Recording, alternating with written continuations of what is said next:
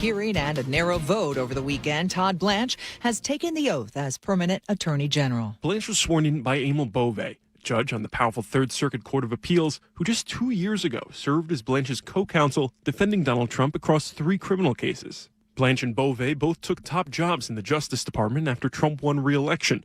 Blanche now has the role of the country's top law enforcement officer after being narrowly confirmed in a 50-49 vote Saturday morning. Peter Haralambous, ABC News. Talks between the U.S. and Iran remain stalled over the Strait of Hormuz. Iran is demanding the U.S. lift the naval blockade on the waterway and pay war reparations. President Trump now says Iran should repay for decades of terrorist-related deaths across the Middle East. At least 71 people have died following the massive earthquake in western Colombia. Rescue operations underway in the city of Cali, where 20 buildings have collapsed. This is ABC News. In Puerto Rico, the water crisis is getting worse. Government officials rationing water with supplies cut off up to 48 hours at a time in San Juan and other cities. The emergency made worse by decades of decaying infrastructure, back-to-back natural disasters, and also extreme heat and severe drought. Here's ABC's Victor Oquendo. July was the driest month ever recorded in San Juan in more than 120 years. Roughly 68% of Puerto Rico is now experiencing extreme drought, and there is little relief in sight. The Carraizo Reservoir, the primary drinking source for the city of San Juan, looking depleted. The Puerto Rican National Guard has been working since June to alleviate conditions, distributing over 500,000 gallons of water to residents already. Powerball fever building ahead of tonight's drawing. The jackpot growing to $905 million. It marks the largest prize of this year and the 8th largest in the game's history. Michelle Franzen, ABC News. Another wildfire closer to home continues to spread on Mount Rainier. More on that coming up. But first, a check on your traffic brought to you by Subaru of Puyallup. Not much going on out there. Everett to Seattle, a 40-minute commute. Gets crowded from Northgate into downtown. North 5, just a little crowding between the West Seattle Bridge and downtown. And a brief backup there at the Ship Canal Bridge. And Bellevue to South Center on 405, just under 20 minutes. You've got scattered backups between I-90 and Northeast 44th near the VMAC, where we have a new configuration on the freeway slowing you down. This steady backup tends to stick with us all day, right on through the evening commute. During the Subaru A Lot to Love event through August 31st, enjoy great financing on selected new cars at Subaru of Puyallup. Visit SubaruofPuyallup.com, your stress-free dealership. KIRO Newsradio 97.3 FM Northwest News. Now, the latest from KIRO Newsradio and MyNorthwest.com. Good afternoon. I'm Nate Connors. The Expo Center in Enumclaw has become ground zero for crews attacking the Grand Park 2 fire near Mount Rainier. Right now, it's at 300 acres and 0% containment. I'm Jillian Raftery. Tents have been popping up in the parking lot of the fairgrounds in Enumclaw, along with fire engines, trailers, and other infrastructure. More will arrive as the firefighting effort continues, and that means more traffic.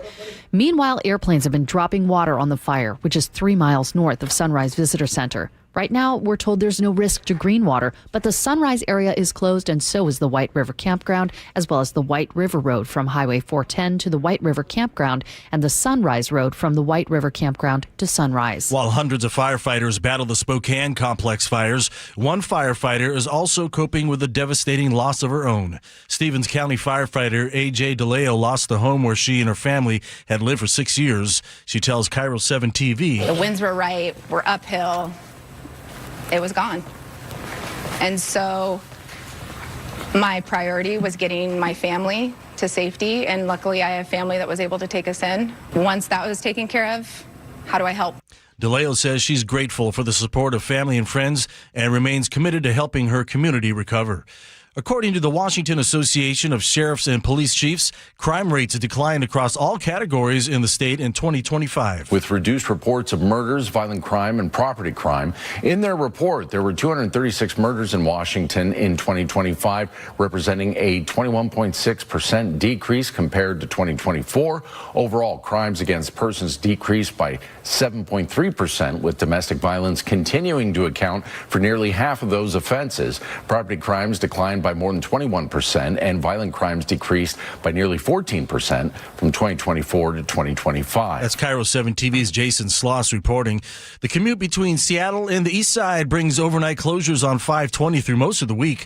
Monday through Thursday, all westbound lanes will close between Montlake and I-5 from 11 p.m. to 5 a.m. And then Tuesday and Wednesday, the off-ramp to Montlake Boulevard shuts down from 10 p.m. to 6 a.m. WashDOT will realign the highway and lay down temporary striping on the off-ramp for future bridge construction. During the closures, westbound drivers can still exit at Montlake. Eastbound drivers will have to cross the lake and pay that bridge toll. And now check on your KIRO News Radio weather. We're going to get some sun this afternoon, 77 for the high. Morning clouds, afternoon sun, and near 80 tomorrow. Wednesday looks to be mostly cloudy all day and 76, and then we'll warm up again heading into the weekend. Cloudy and 62 in downtown Seattle. I'm Nate Connors, KIRO News Radio.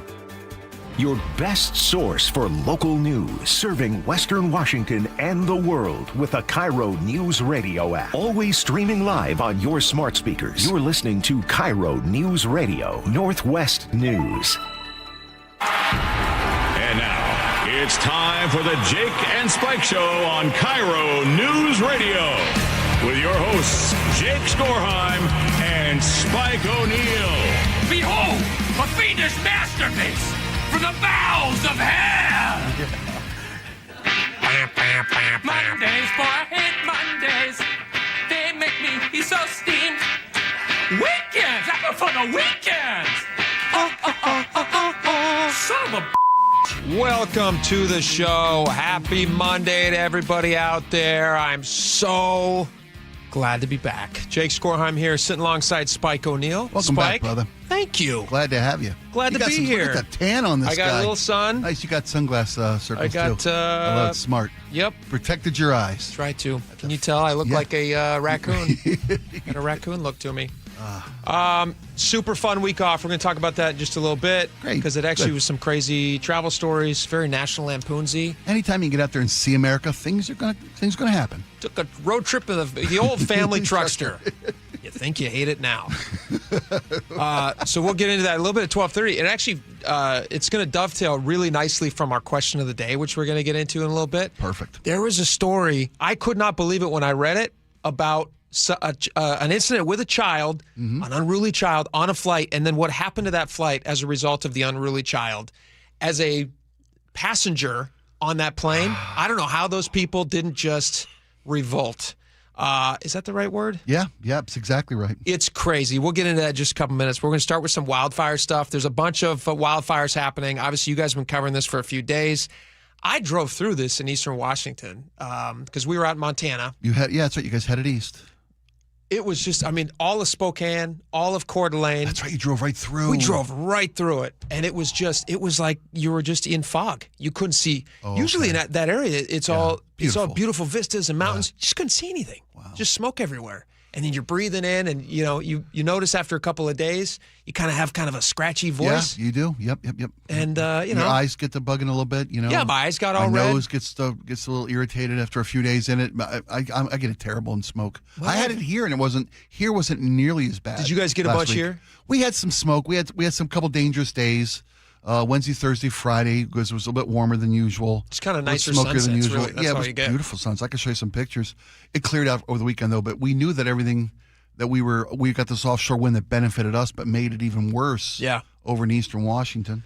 Just tons of fires. It's really interesting too, because we'll talk about this in just a second. But that guy that they arrested in Spokane, you missed that circus coming to town. Was that Friday that they kind of identified who this guy was? What was that? I think it was maybe Wednesday that they made an arrest. There was an eyewitness who saw this guy, like a weird guy with a fanny around. pack. Yeah, and a witness saw him lighting fires, and the police stopped this guy right after he was spotted and reported. But at that time, they didn't know it was an arsonist situation. Yeah. They questioned him and let him go. Later, when more information revealed itself, they brought the guy in, sat the guy down, and for 20, 40 minutes, he's like, it wasn't me, and he threw another known arsonist in his community under the bus. Then he admitted to it. These court documents are wild. Listen to this. In an interview with the detective, this is from KIRO 7. In an interview with the detective, he allegedly shared that he'd been using his weather app to predict a day that would have high winds, low humidity, and a high heat, which would be all great conditions for starting a fire. He spent 2 weeks researching and picking the perfect day to do the most damage. This to me sounds like. I think they got a pretty good case because he did not enter a plea. No, his lawyers is like, you know what? We might want to do a mental health evaluation. Yeah, maybe. Which sounds right because here's also from KIRO 7. In an interview with a detective, he allegedly went on to say that he feels, quote, powerful, that fire feels powerful, beautiful, and that things that go through fire experience a kind of rebirth. And then when he was questioned about the people who say they saw him do it, he said that those people didn't know the whole thing, according to the court documents. He was just freeing up the beauty of the open landscape by taking the trees down with fire. What a mug. It does sound to me, though, like somebody who maybe does have some mental. I mean, anybody who admits to starting 25 fires. So that's a great question. We kind of toyed around this late last week. He's having a mental evaluation done at the request of his attorney, which is the right thing to do no matter how this thing breaks. Sure. He's obviously putting down the groundwork for possibly a insanity plea or some type of avoidance of jail, maybe going on a mental health situation. A wellness retreat. But if you spend 2 weeks, plotting out your crime, there's a little clear thinking and premeditation to that might undermine your. Yeah, that is an interesting question. So if he is mentally fit enough to plan, right, to do all these arsonings, I don't know what the plural of arson is, that's but that perfect. sounds right. If that's not it, trademark that. It's wonderful. If he's well enough to plan all these arsonings, then didn't he just break the law? I mean, again, this is all alleged because it hasn't been proven in court yet, and he hasn't entered a plea yet. But if he gets off by saying, well, just nobody in their right mind would start 25 fires, isn't that just breaking the law? Shouldn't he just go to jail? Yeah. Otherwise, I mean, anybody. Couldn't you say that of anybody who breaks the law? It's crazy to take a life. Yes. But when you know what you're doing. Who on earth in their right mind would go over the speed limit? Right. You drank and drove? Yeah. What are you, nuts? I must be. You must be. No, I'm with you. This guy's, try all you want. So he confessed to 25 different arsons a year ago. Golly. Right? They call him a firebug. Oh, yeah. Which is like kind of a cute name for somebody who I think he drove right through firebug classification into sickwad. Good golly.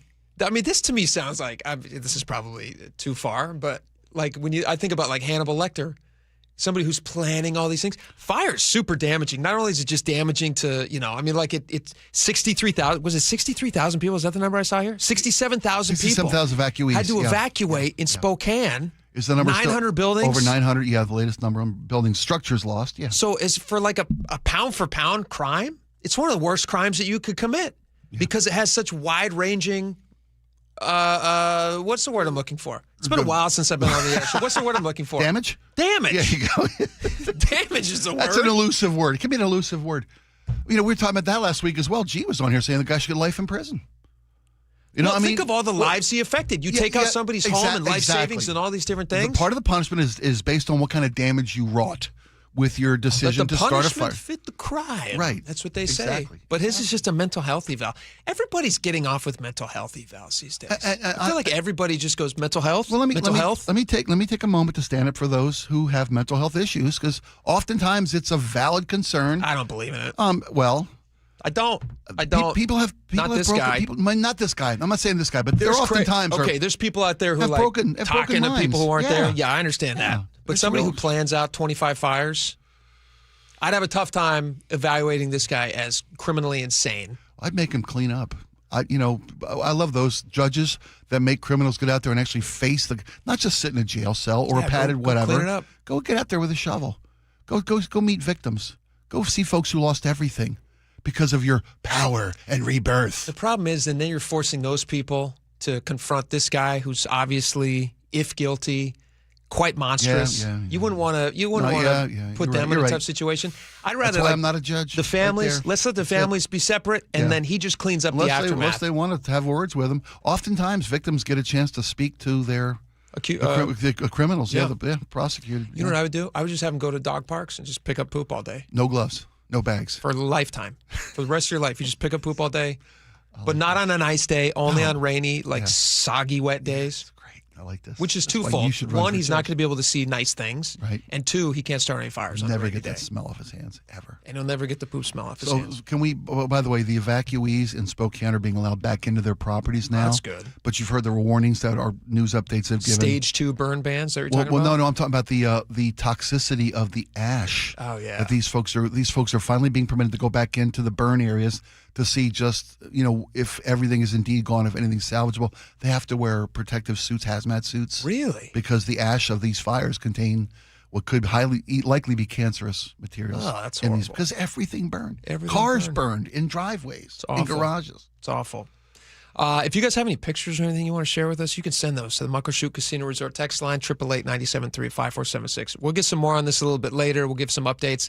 King County, Washington, they got a stage 2 burn ban going on right now, which basically prohibits all outdoor fires. Respected people. We're not kidding around.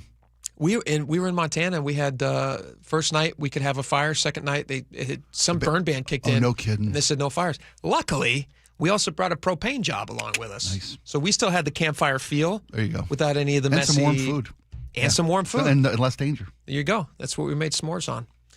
All right. We got a lot of stuff to get to. I want to get to our question of the day. This is a completely different story. This is not fire related, but it's just as crazy of a story. There was a flight from British Columbia to Toronto, and there was apparently the aircraft. You've all been on an airplane. It starts taxiing for the runway, getting ready to go, and there's a kid. They didn't say what age because they're trying to protect. I wouldn't even say the innocent. Sounds like the guilty, awful child. But they're trying to protect the age of this kid to help the family not be identified. But there's a kid on the plane, apparently, who is standing up on the seat. Yeah. I'm imagining this is probably somebody under the age of 5, based on them standing on the seat. Yeah. It sounds like kind of a toddlerish. I think that's a safe guess. Yeah. Is toddlerish a word? Yeah. It sounds like a toddlerish thing to do. Here's the crazy part, and this is going to lead to our question of the day. The aircraft could not take off, the pilots and the flight crew determined, because of unsafe conditions, because they couldn't get the kid in the seat. The parents and the flight attendants could not force a smallish child to put a seatbelt on so that the plane could take off. And as a result, they canceled the flight. Yeah. The entire flight was canceled. All those people, the plane was 132. Is that where I saw that number? 132 seats on the plane. Votes. They didn't see how many people were actually like in those seats, but call it a baker's dozen at least.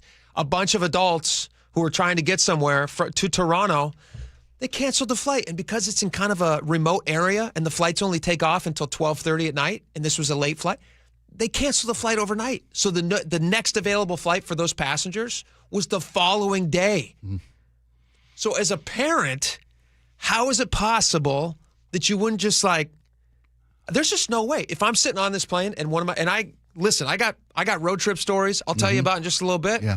Unruly kids, they're uncomfortable, they're in different environments, they get excited. Sometimes they're just ready to go. Have you flown with your kids yet? Yes. Okay, so Yes. you've been through these. Not this, but you've been through You these. just shove them in the seat and you zip it up and you lock them down like a crazy person. Back to the mental health.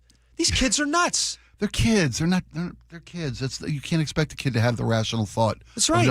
I've lived through Frontal this. lobe stuff. I've lived through this. Have you really? I was this family. Having to lock your kid down? This was our child. This was our oldest child. They didn't cancel the flight, did they? It was about 30 seconds away from us being shown off the plane. This was a flight from Seattle to Orlando, going to see my parents down in Florida, taken at the time our oldest was, I want to say 4. Okay. I'm trying to remember back when I've kind of defensively protected myself from the memory, but the kid wouldn't listen, and the kid was just high strung, and there's a moment of anxiety. Nervous. They're nervous. This anxious. is a new environment for them, and they're standing up for themselves, but the kid would not sit down and put her seatbelt on, to the point where I'm saying, look, well, let me just hold her in my lap. And we can't do that. Cats against FAA regulations. And say blah blah blah blah blah. You can't hold a kid in your lap on a plane? Not as big as she was, because she was too big to be on my lap as a lap passenger. Oftentimes, children fly in the laps of their parents. Yeah. There comes a size. Maybe like an infant. Right. There comes a size time where we had to buy the kid their own seat, and the kid's got to be in the seatbelt, and the kid's stiffening her body like a board. Yeah. And just refusing it and just having a meltdown. Those kids are resilient when they're melting down. They do. And the people around us were so kind. The parents around us were so, at least in my memory, they were probably making voodoo dolls out of... All memories turn to gold. Yeah, they're making voodoo dolls out of throw-up bags and straws behind me to poke at me. But just throwing peanuts at you, hoping one of you has an allergy. And I'm trying to bargain with the kid. I'm trying to bargain with the flight attendants who are literally, say, folks, we need to leave, and we can't leave in this situation. And if we have to, you're going to be removed from the flight. Was your back sweating? Absolutely. My back I was sweats flop sweating. It was horrible. Nervous, yeah. And my wife is just mortified, and we're trying desperately to negotiate with a child. That's probably our own weak parenting that were negotiating with a toddler. Because you got all these. Don't blame yourself because you got all these people watching you. You got an entire plane of people who are sitting there, captive audience. Yeah, and you're the holdup. It's just a horrible feeling. And you're sitting there trying to negotiate with a terrorist, essentially. Yes, yeah, a little tiny, yes, exactly. An emotional terrorist, a baby tooth terrorist. We did eventually get to go. The kid calmed down. We had, I don't know what was said. I can't remember what was said by us or by one of the flight attendants. Some promise was made. Yeah, exactly, something. But the kid put a seatbelt on and we took off. And as soon as we're up in the air, the kid was out of her belt and in my lap, which was, and the flight attendants were aware but looked the other way. They met their FAA requirements that when we take off, which when most things go wrong, takeoffs and landings. Yeah. That the kid was safely requiring FAA requirements to be in there.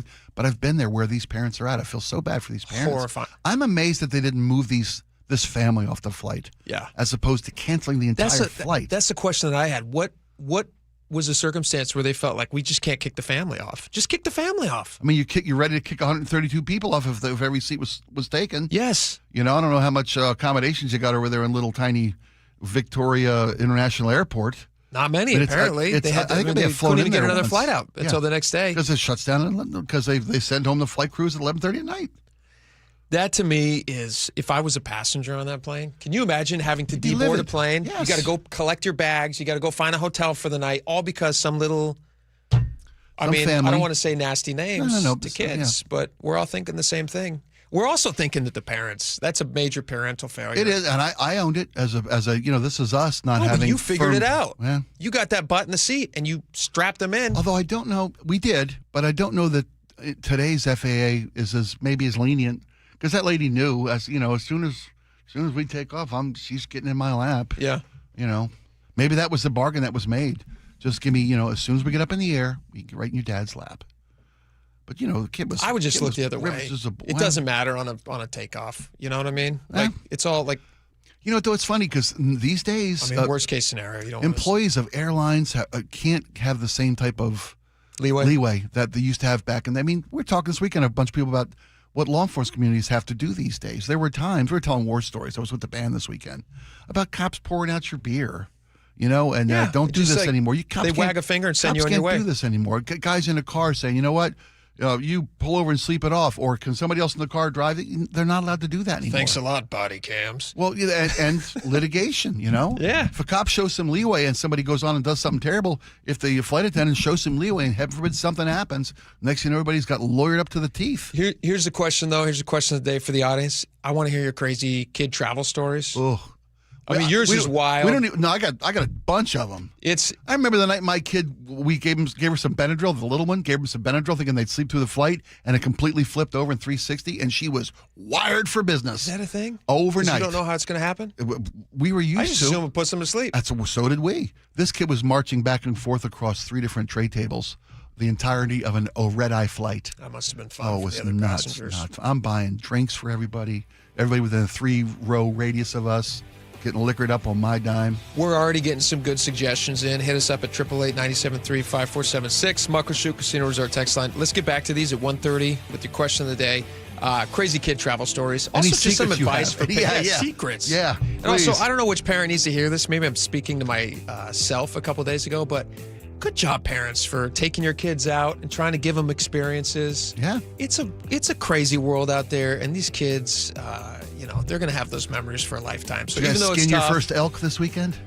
We got some stories. Good. Can we come back? Because it was like, honestly, it could have been in a vacation movie. Oh. It was a domino effect that went from one bad thing to the next, to the next, to the next. Oh, no. And it was pretty great. Okay, cool. Good for you. All the memories turned to gold. The cooler's half full. But at the time, you're thinking, this is nuts. We're not going to get out of this alive. All right, we're going to have some of those next. Also, got some pictures I'm going to share with you, Spike, which will be fun. Nice. So if you guys are not watching online, you should be. Go to YouTube, go to the KIRO News Radio, Jake and Spike Show Live. We'll see you on the other half of the break. We'll be right back. This hour is brought to you by Sunset Auto Family. Dear Ursula, I have a group of friends who have bonded over... Hi, I'm Ursula Boyteen from the G and Ursula Show, and I'm launching a new podcast called Ask Ursula. This is your space. Real life, real questions, whether it's about family, friendships, love, and yes, even the fun stuff like travel and finding your signature scent. Hit me up and ask your questions at mynorthwest.com/Ursula. I look forward to connecting with you. At mynorthwest.com and the G and Ursula YouTube channel. Hey, Spike O'Neill for Aegis Living. I've been telling you for quite a while now that our family has been able to benefit from the Aegis Living services in a couple different ways. My aunt and uncle spent their last days with us at an Aegis Living facility, and it was the best thing that possibly could have happened at that stage of their life. My aunt spent some respite care time at Aegis Living. Aegis Living was voted the #1 senior living community in all of America for 2025.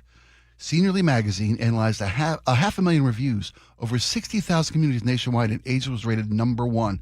Go to aegisliving.com/Spike and book a visit today. If it's a time in your life where you may need assisted living help, Aegis Living is the place for you. If you care about keeping groceries affordable, listen up. Seattle City Hall is considering an ordinance that could put grocery discounts, rewards, and coupons at risk. The mayor's proposed fair pricing ordinance could have the exact opposite outcome and make everyday living more expensive. Protect Seattle Savings is working with the mayor's office to improve the proposal and keep costs down. But we could use your help. Visit protectseattlesavings.com to learn more and join the cause. This message is supported by Safeway. Hey, how's your money situation? Are you ready for retirement? Well, if you want to know what the pros are doing to make wealth multiply and retire like royalty, then you need to listen to this show, Sound Path Through Retirement, with Ben Koval and Matt Leibarger. Get your money right and tune in every weekend, Saturdays at 10 a.m. and noon on KIRO Newsradio 97.3 FM. How would you like to invest in the Seattle real estate market, one of the hottest and most stable regions in the country, and achieve a great rate of return on your investment without the effort of sourcing a deal, the expense and time of building permits, or all the hassles that come with being a landlord? Hi, I'm Scott Rirucka, CEO of Legacy Group Capital in Bellevue. Legacy Group Capital develops local real estate, lends money, and shares the profits with our investors. Diversify with Legacy Group Capital. Invest into our Northwest Fund, which is currently delivering 9% on a fixed rate term. It's our flagship fund for 19 years with zero investor losses. And yes, we do accept IRAs. Find out why 1,300 local investors have invested over $350 million. Invest in the stability and ease of Legacy Group Capital's Northwest Fund. Legacy Group Capital at legacyg.com. This is not investment advice. Investments available to accredited investors only. Details at legacyg.com. Not all roofs are created equal, and not all warranties are either. This is Justin Shirley, CEO of State Roofing and Exteriors. Right now, take advantage of free lifetime Golden Pledge warranties on all GAF shingle installations and save up to $3,000 or choose 0 down, 0 payments, and 0 interest up to 24 months. Summertime savings won't last forever. Protect your home with a roof you can count on for decades. Call 866-ROOF-ROOF or visit stateroofing.com today. Held to a higher standard since 1968. It's the best time of the year at Staples, with back-to-school supplies as low as 25 cents, up to 40% off select tech and more at staples.com/back-to-school. At Subaru of Puyallup, customers say it's the little things that make a big difference. A team that listens, straightforward pricing, seamless service scheduling, having the exact car, and a stress-free experience. And now, through August 31st, take advantage of incredible financing on select new models during the Subaru A Lot to Love event. For all the little things, choose Subaru of Puyallup, your stress-free dealership, part of the Harnish Auto family. Visit SubaruofPuyallup.com.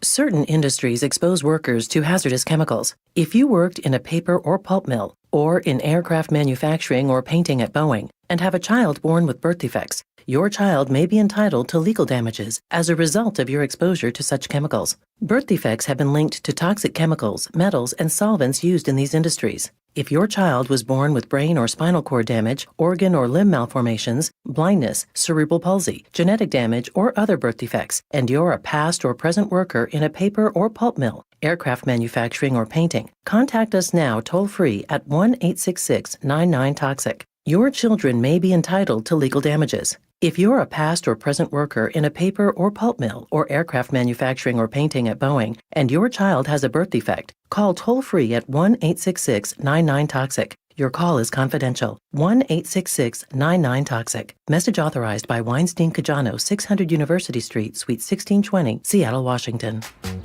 Jane is a small business owner. Tell them what that's like, Jane. Yeah, well, it's like a roller coaster with a lot of ups and downs, and some days things can feel like they're flying off the rails. Yep, it's a lot. But the Total Solutions Advantage only from Comcast Business can help you manage it all. With the largest, fastest fiber-powered network designed for 100% reliability with business internet and wireless connect. Nice. So everything stays on track. The Total Solutions Advantage. No one does business like Comcast Business. The more solutions you add, the more you save. Get started today with a qualifying internet package for as low as $60 a month when you add an advanced solution. Plus, new customers, ask how to get up to $1,500 in prepaid cards when you add 2 lines of mobile to a qualifying gig bundle. Don't wait. Call today.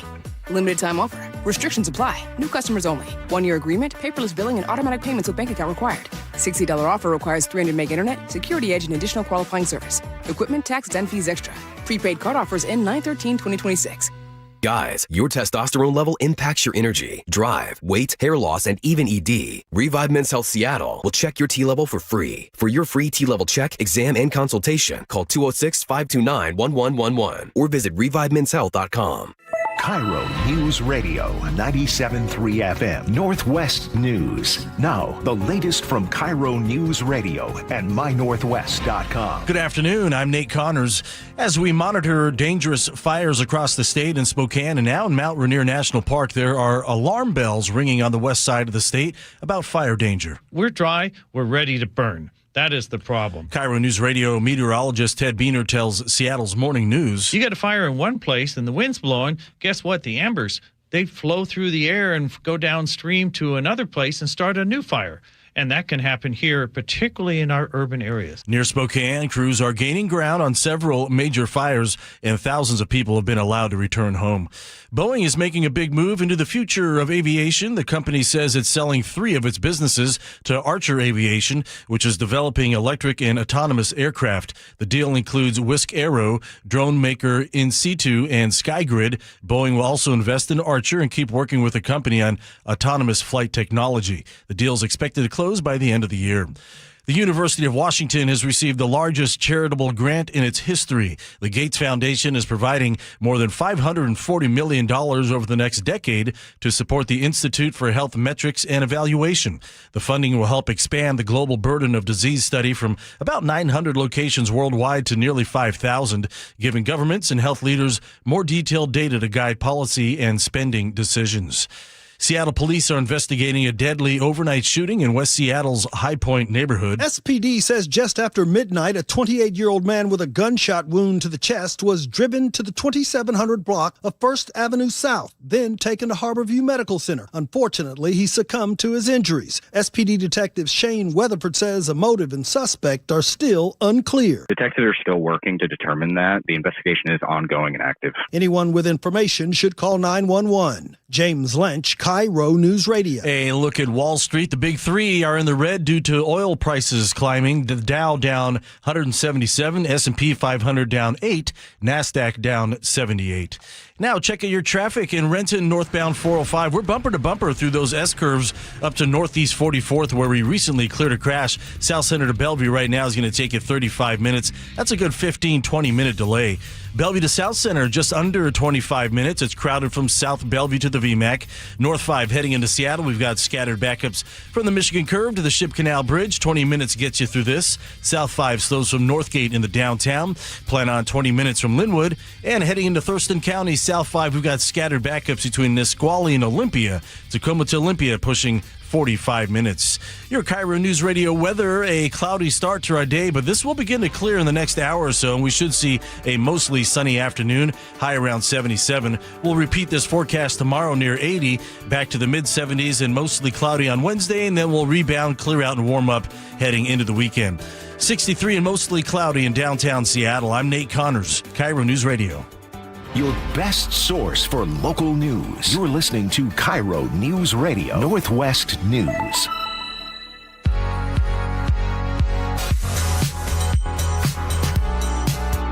you're thinking of taking the tribe cross-country. This is the automobile you should be using, the Wagon Queen family truckster. You think you hate it now, but wait till you drive it. Wait till you drive it. Welcome back to the show, obviously. We're going to get into my vacation last week to Montana with the family. My entire childhood, we never flew anywhere. It just wasn't really in the cards for my family. We didn't have a ton of money. We were road trip people. We always got in the car and we drove somewhere, and it was always hot. Yeah. It was always summertime. Mm-hmm.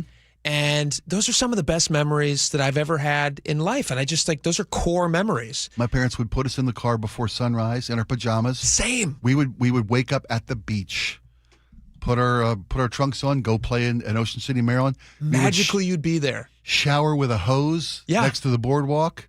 Put on your night clothes, go walk the boards. At the end of the night, they'd put us back in the car and drive us home. You know what's so great about that? You don't realize when you're a kid how much effort and energy your parents are putting into your experience on a vacation. Exactly. And like my wife going into this week, because we have, we've talked about it many times, we have 4 little boys. So for us, we wanted to do something that would be memorable for them. Every summer we go to Montana just because that's where my wife's family is from. And so we always... Beautiful part of the country, It's a beautiful part of the country. It still feels wild out there. Yeah. It's a land, just like river runs through it. It's a land with the dew still on it. You know? Yeah. It's just a beautiful place. And I want to read this. This is from an author. His name is Richard Exley. I actually first came upon this saying, this little quote, when my wife's uncle passed away, one of the gifts that the family got was a book of his favorite poems and quotes. And everybody at the memorial got this thing to take with them. Beautiful. Very beautiful. Really nice idea, actually. He was just great. His name is Billy, and he's like great guy. He's from Montana, and he's just like a world-class guy. Anyway, rest in peace. But this quote has always stuck out with me. This is about 4 or 5 years ago now that he passed away. But this quote is from Richard Exley. It says, somehow, year after year, Dad managed to take us on vacations he couldn't afford in order to make memories we couldn't afford to be without. Does that not hit you just so powerfully? That's it. And that's it. And you go and do these things. So what we did this year... Sometimes you drug your kid and strap right to an airplane seat. Sometimes whatever you're it takes. screaming at your kids. Yeah. So what we did this year is we bought a tent trailer. Which nice. Yes, and we wanted to do this forever. Pop-up, right? A pop-up. Yeah. And we were thinking... We were waiting until the kids were old enough that we actually thought that they would sleep in these things. Okay. Which was our mistake. Oh, no. And we had never used it before. And for some reason, we got this idea that the first time we're ever going to use our tent trailer is by driving 8 hours halfway across the country into Montana. And maybe not halfway across, but you get my point. Yeah. In the Montana to this old campground that my wife and I have been going to for like 20 years. Okay, so you're familiar with the area. That's we're familiar with the area. Good. That's a key element. It's just outside of Missoula. We wanted to take the kids fishing. Just a couple minutes. I'm going to show you some pictures. Just nice. Gorgeous. It was fantastic. But we get to this campground, and we set the thing up. And my 3 older boys, loving it, cannot get enough of it. Love it. And they're 11, 9, and almost 7. My 2-year-old, not having it. Just not interested. He's a man of comfort. Yes, does not understand why we're trying to put him to bed in this tiny little hovel. He's not getting it, and he doesn't. So the first night, no sleep. Are all of you in the same pop-up? We're on the same pop-up. Okay. And it has, it's got wings out. Yeah, wings. I know. And so there's like three boys on one side, and then me and my wife and our 2-year-old in between us. That's a perfect plan. It's also very cold. I don't know if you know this about pop-ups, but they're not RVs. They're not RVs. I didn't know that. And in Montana, it gets down to it was 42 degrees at night. Oh wow. Which is pretty chilly. It is. Yeah.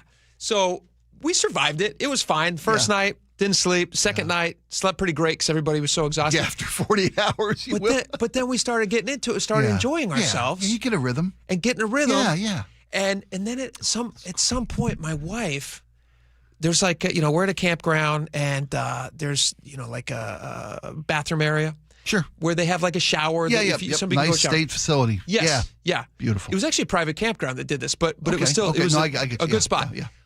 There's always signs around, but you never read them. Usually it's you're in bear country, so don't eat pancakes in your in your tent at night. Yeah. And so we had we were legitimately worried because there's all these grizzly bear signs everywhere. You're in grizzly bear country, which is a real thing. And tent trailers, guess what?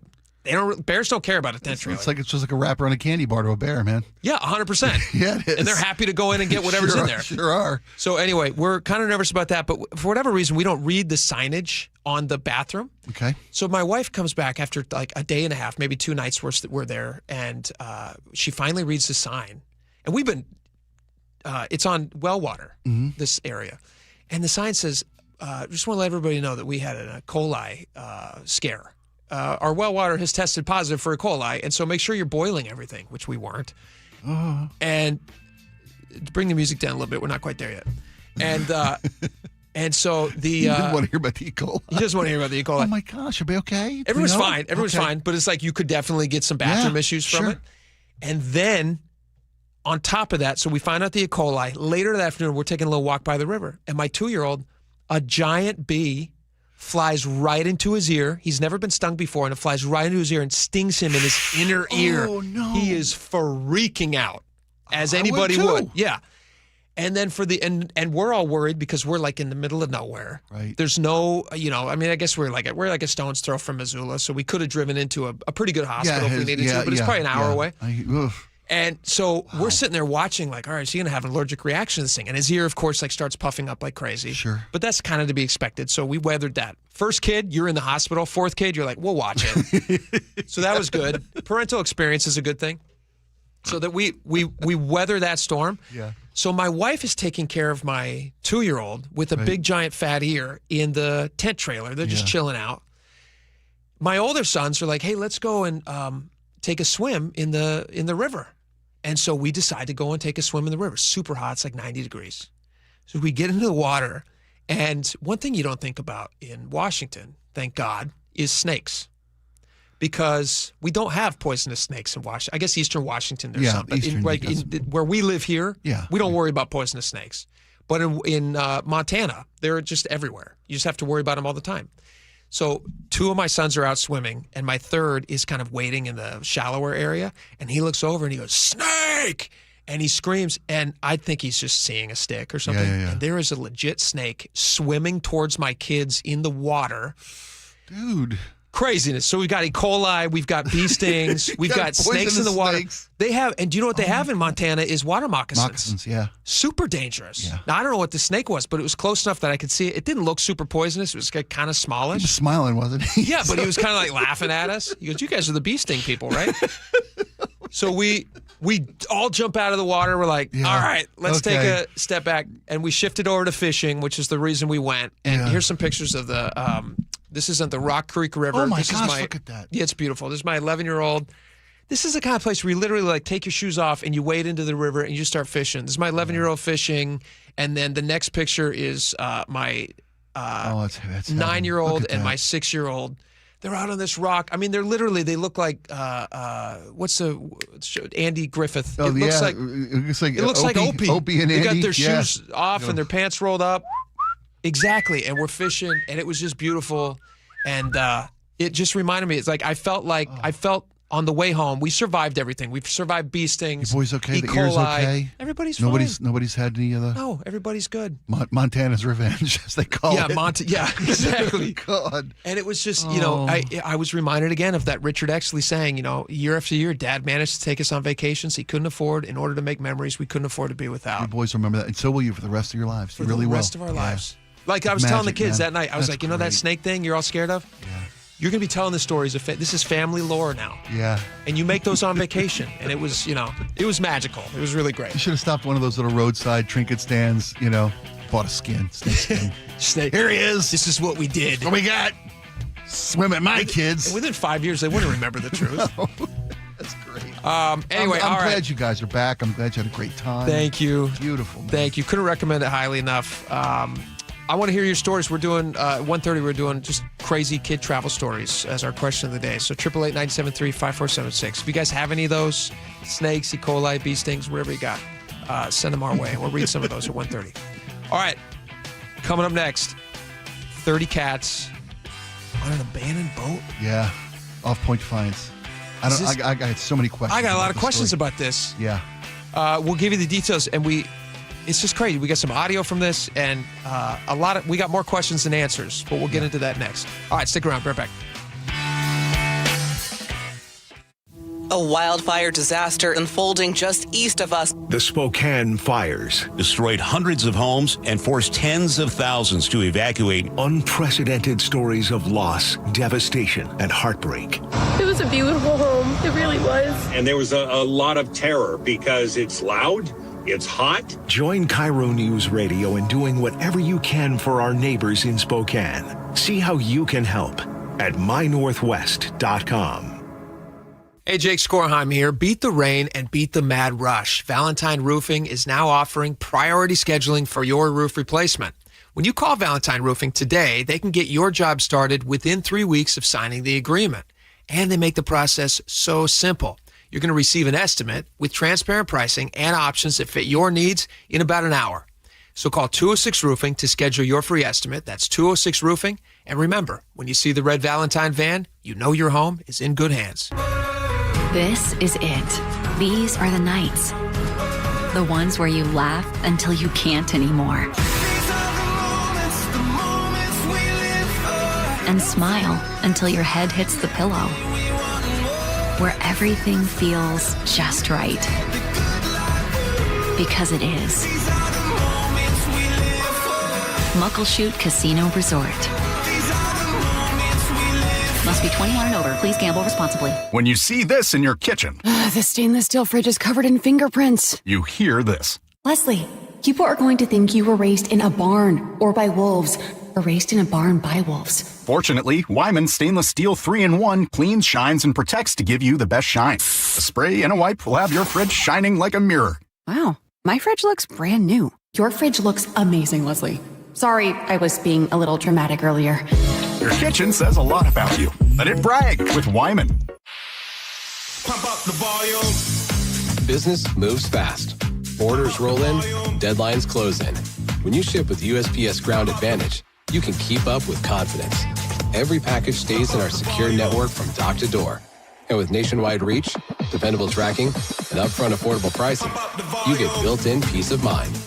You run the business. We run the routes.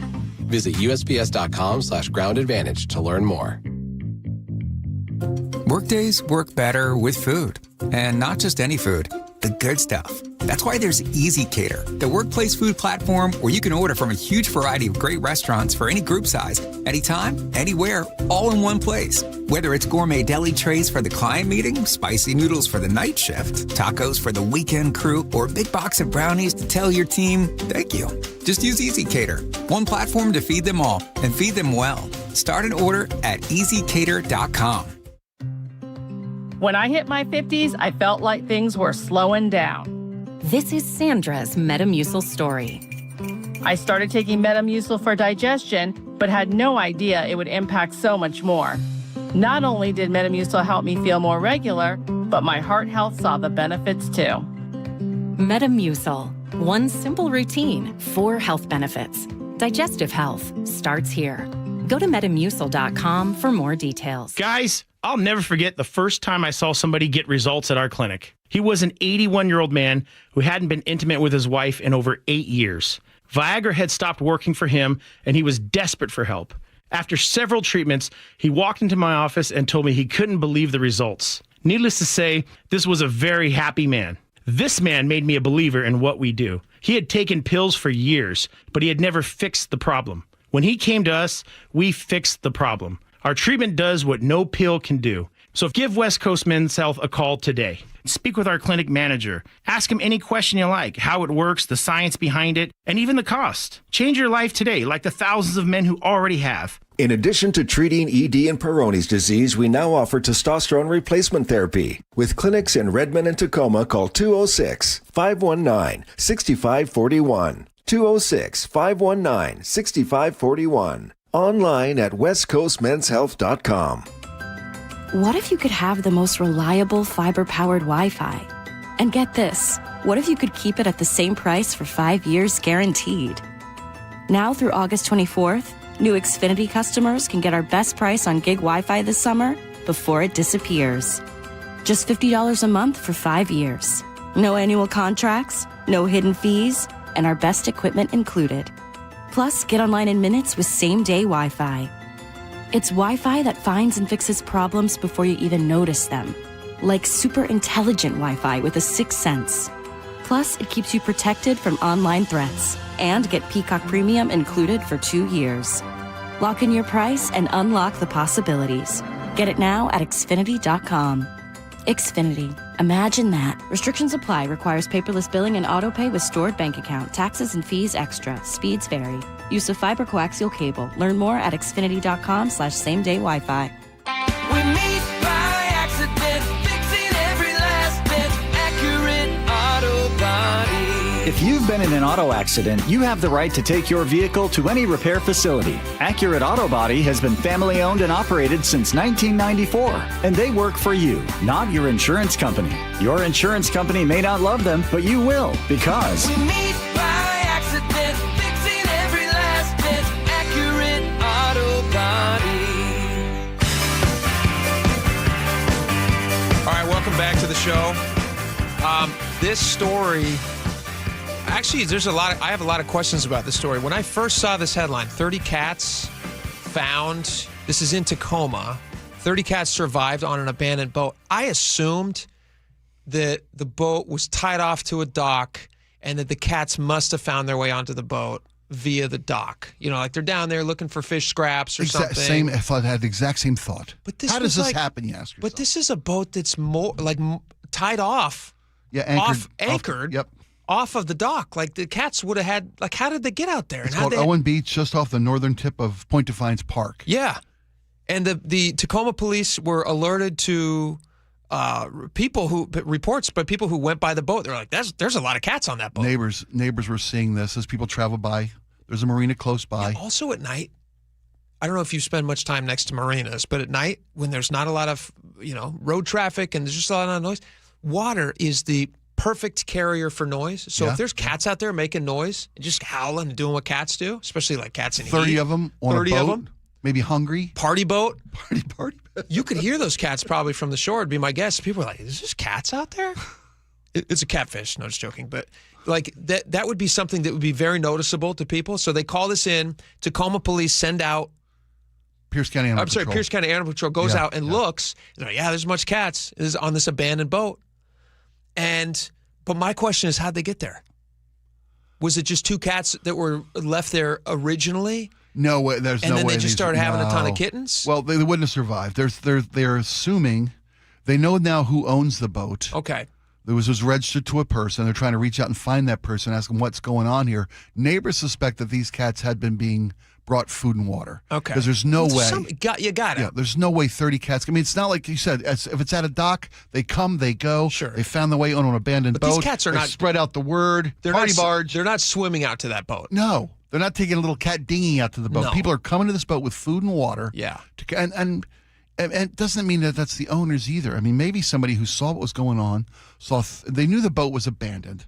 Because, when you're in a marina, you know who your neighbors are. You know who the boat owners are. Yeah. You see people coming and going. You recognize 100%. a boat that doesn't belong there. And when you see something anchored offshore that's abandoned, you know that too. This is the animal control officer, Sherry Page. Talked to KIRO 7 about it. There was a couple who would come up to you, but most of them are pretty fearful. There's the challenge of the boat itself. It's pretty close quarters. And because it is a sailboat, there's lots of nooks and crannies that cats can hide into, which is part of the reason we weren't able to get all of the cats today. We're going by cat math, which is if you see one, you times that by 10. People start with... Wait a minute. Cat math. No, Is that she cat knows math? her game, yeah. Is that Cats it? hide. She said it's a sailboat. There's little corners everywhere. There were kittens Yes. on board. So they've been there so long that some cats now did I don't give buy the birth. story as much. She's saying you multiply it by 10, so did they only find 3 cats? And she's just assuming there's 30, or did they count 31 cats? They had to go back 2 separate days to find They found every cat and every kitten on that boat. Yeah. Some of them were very hungry. Some of them were malnourished. I would assume. Like, where are they going to get food? Just a few cats, and they're not spayed or neutered. And unfortunately, they do what cats do and make more cats. She says it's clear the cats. Maybe they did start with 2 cats. I mean, you talk about questions then. You talk about an abandoned boat. Okay, Yeah. I get it. A boat that is abandoned might be just a boat that's seldom used. Mm-hmm. Or it takes quite a while for hey, it's been a few months and no one's gone near that boat. That could still be a legitimate boat owner and out there. Maybe the owner of the boat himself didn't mean to abandon it. Yeah. Just hadn't been able to visit in a year. Maybe an accident befell the owner. You never know. You and know maybe what? there were They're 2 wondering what cats. those cats were And a eating out neighbor there. noticed that there were a bunch of cats, and they started, those poor cats must be starving. You brought up some food. Next thing you know, you got 30 little friendly eyes staring at you. Has 30 has the owner been found? That's what they're... Oh, Is that too dark? That's dark. No, but I hadn't thought about that. What's feeding these The 31 cats cats? seem very well. Oh, man. Aside from that dark suggestion that I just made, is this not 100%? This would have been a Disney movie when I was a kid. Aristocats, too. Aristocats, exactly. One of them's named Captain. It's adorable. And these cats decide to like sail off for There's a better life piano somewhere. on board, man. Yeah. Everybody wants to be a cat. Putting up the sails. All right. Well, we'll keep following up on that All story. the cats it's a wild story. they're looking for, see if they can find homes. They're being treated by animal control. They prefer to live near the sea. All right, we got the 1 o'clock rundown coming up next. Stick around.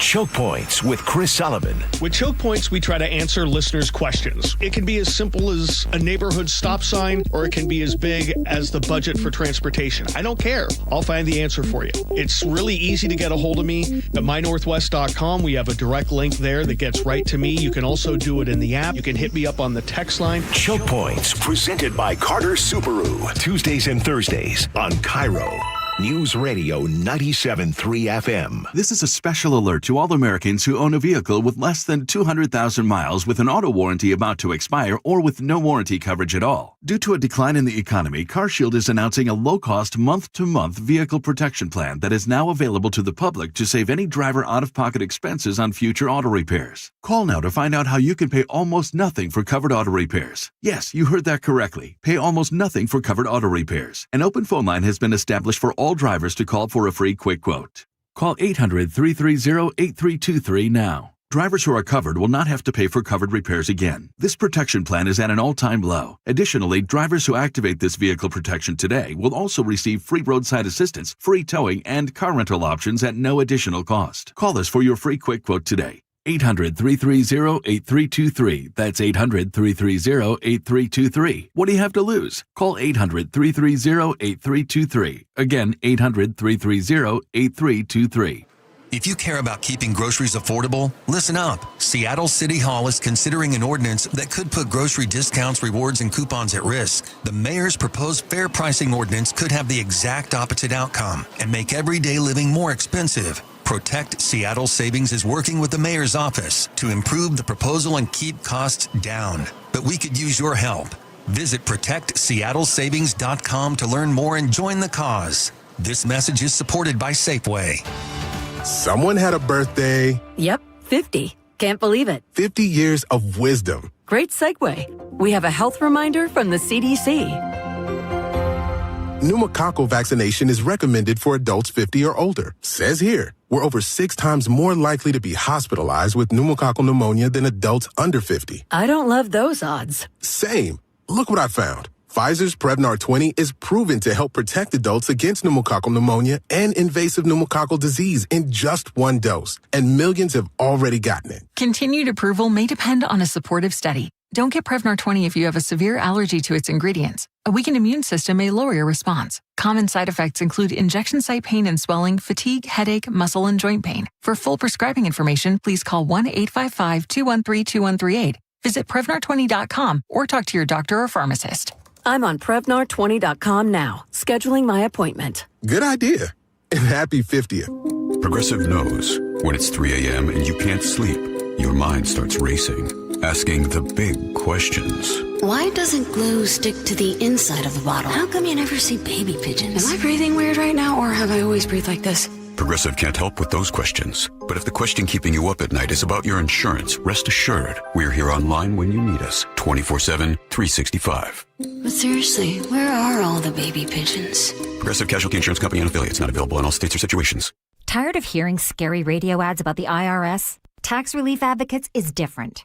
TRA is here to tell you that if you owe money to the IRS, whether it's $5,000 or $500,000, we have a solution. TRA can eliminate or reduce what you owe to the IRS with zero risk to you. We have over 1,000 5-star reviews on Google and an A+ with a BBB. End your tax nightmare today by visiting TRA.com or call 800-583-6681. That's 800-583-6681. Have something to say? We'd love to hear it. Text KIRO News Radio at 888-973-KIRO. That's 888-973-5476. Powered by Muckleshoot Casino Resort. 7 locations across Western Washington and a track record of success for their clients. Allow yourself to recover while Harold Carr Law Offices handles your insurance paperwork and settlement. Carr spelled with 2 R's. C-A-R-R. CarLaw.com. C-A-R-R. Car accident, call Carr. For the ones who get it done, Grainger offers the professional grade products you need, delivered when and where you need them. Call, click Grainger.com, or just stop by. KIRO FM and HD1, Tacoma, Seattle.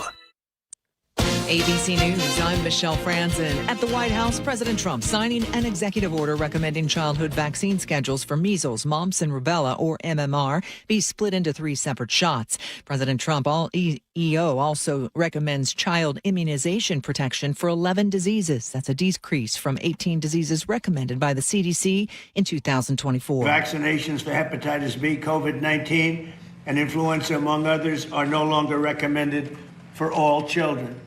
In addition, this executive order directs the Attorney General to advance legal challenges against states that violate children's rights to religious or medical vaccination exemptions. The move is expected to garner backlash from top medical health groups. In Western Colombia, at least 111 people are dead following a major earthquake. Officials say the death toll will likely rise due to collapsed buildings in the Choco region.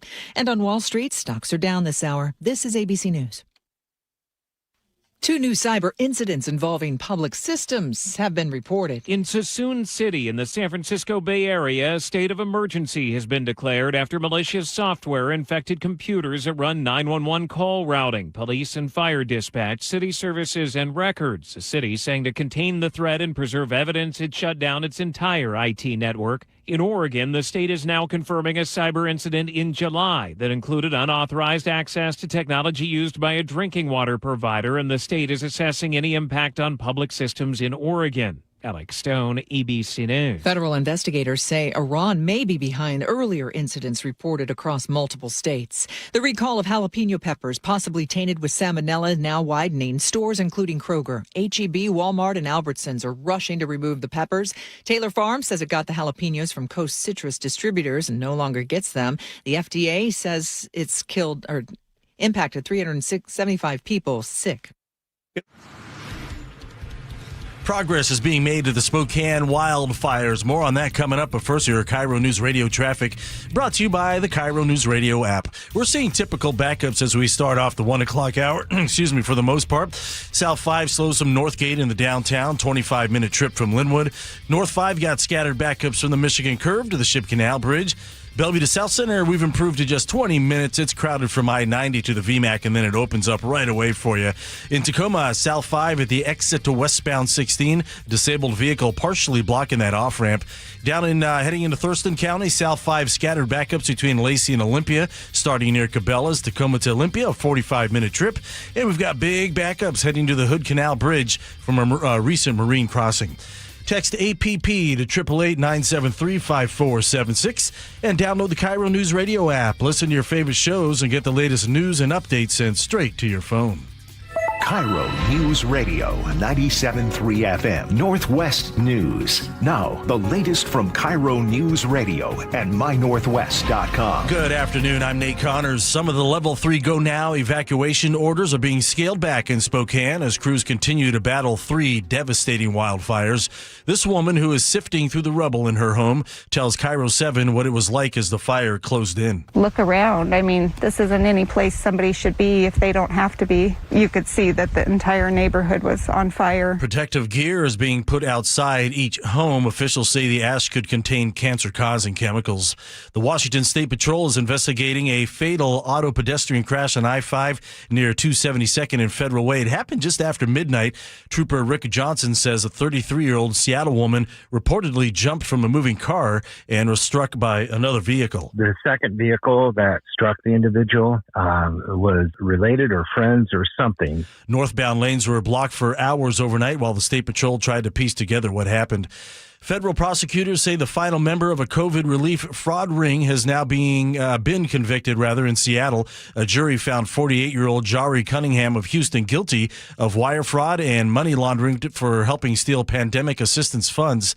Prosecutors say the group sought more than $6.8 million in relief money and collected more than $3.3 million by creating fake tenants, landlords, and eviction notices to obtain rental assistance. Cunningham is set to be sentenced in November.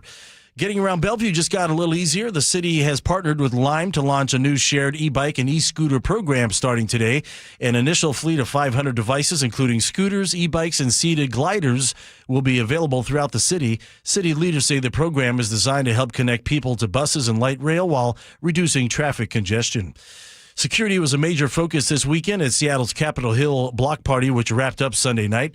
The three-day festival came just 2 weeks after 3 people were killed in a shooting at the Bite of Seattle. Organizers say increased security with restricted entrances, bag searches, metal detectors, and a visible police presence. Festival marketing director Grace Lindsay tells KIRO 7 TV. Security and the safety of the guests and the artists and the staff is obviously top priority. Thousands turned out for the event. And now your KIRO News Radio weather. We're slowly clearing out there. We'll have mostly sunny skies this afternoon, 77 for our high.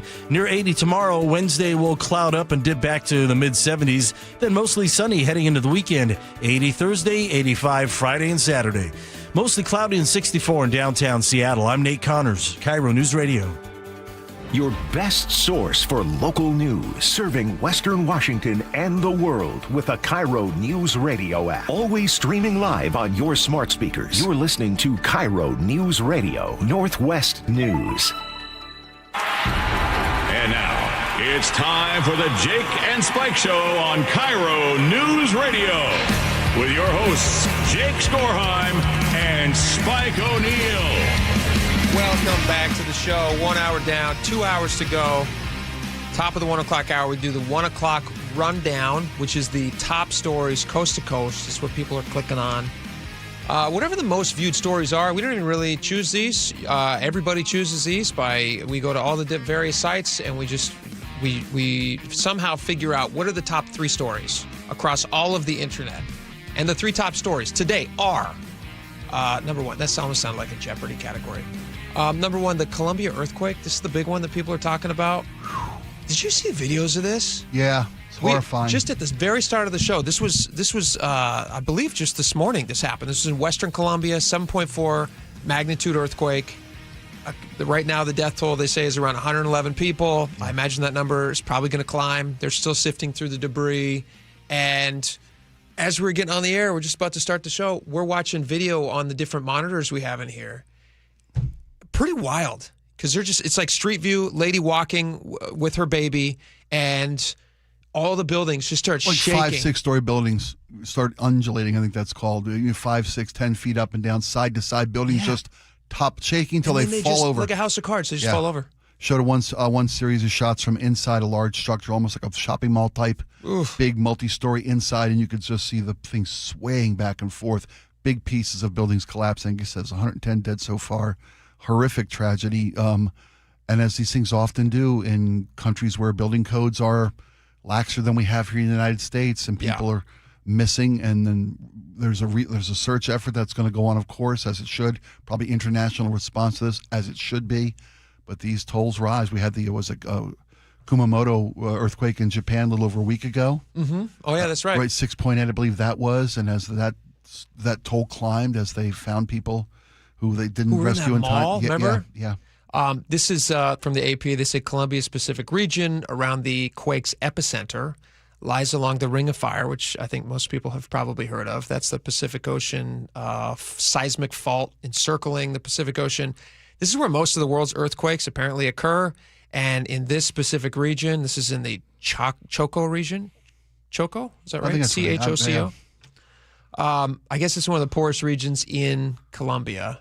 And so it's inland, it's southern Colombia, it's far from the capital of Bogota. It's only reachable by boat or plane, and they just don't have the infrastructure, like you were saying. The building codes are very relaxed. They just kind of build with what they have. Have you ever traveled to third world countries like this? I had the opportunity to with World Vision. We got to go to nations in Africa. We got to go to Bangladesh. We got to go down in the Amazon jungle on the Amazon River. And you see folks build with what they have. And there's, I watched a building being constructed, like an 8-story building in Bangladesh with no heavy equipment. Just bricks carried on like somebody's head. So they have a pulley system. Yeah. And they make bricks out of mud. They kiln them outside of town in these big kilns and these brick farms. And they just walk them in. They do. They use pulleys to carry barrels of water and sacks of concrete up to 10 stories where they mix, and they do them there. They build like an infrastructure and then fill in wall spots with bricks. Next to that, they were digging the foundation for another high-rise 2B, and they're doing it by hand. There's no backhoes. There's no heavy equipment. They got trucks to move bricks in from 10 from stories. The county. 10 stories. I'm at a pretty modern hotel, but I'm thinking, modern hotel that was built 15 years ago wasn't built with any technology. That they're doing the same thing across the street from us. What's crazy is that was just a few years ago that you went to this? That was about 10 years ago. Okay, yeah, but still relatively recently, yeah. When you think about how old that process is, I mean, like we haven't built buildings like that without there's still brick buildings that are constructed, but they have an entire, it's mostly for aesthetic purposes. Yes, absolutely, yeah. There is a whole safety structure that's built in. There's all sorts of seismic reinforcement is code. Yes, and requirement. The depths that they're digging to for those buildings, it's like it's not dug by hand for a reason. Right. But we were just in. We spent 2 days in Anaconda, which is in Montana. Oh, okay. No, not the Anaconda. Okay, not the Amazon. Not the scary movie. Gotcha. No, in Anaconda, which is right next to Butte, Montana, which is where they discovered they called it the richest hill on earth, and that's where all my wife's family is from, and that was like the biggest copper discovery in America was in Butte, and at the time it was when they were electrifying the nation. This is in the early 20th century. They were electrifying the nation, and it just was the perfect timing. Yeah. Everybody needed copper, and they needed it right now. And so Butte became like the richest hill on earth for a short time. And in order to process all of those minerals, they built this giant, is it a smelting tower? Is that what it's called? I believe that's the process to take a mineral and make it into finished metal. Yeah. But the byproduct of that is like arsenic and all these like very harmful gases. Yeah. And so to get those things off of the basin, off of the ground level where they would have just, like kind of settled, they built this incredibly tall tower in Anaconda that is like 500, I want to say it's like 555 or 585 feet tall. It's the tallest brick building, I believe, in the nation. It's possible in the nation. Anyway, you guys can look this up. The point is, it's incredibly tall, and that was 1918 technology. Yeah. So the fact that you still have countries who are still building, and I'm sure that 1918 building is probably safer because they were still building to standards that were in America. That were more stringent. And again, back in the early 1900s, they didn't have quite as many laws, but they still knew how to build stuff. Yeah. And now you have these countries where they're just like slapping things together, and then an earthquake hits, and it's disastrous. I mean, they do the best with what they have. Yeah. And they don't have resources. And I hope that there's efforts made to recover those that are in this tragedy, and just a horrible resources story. are made available to Very these people. scary.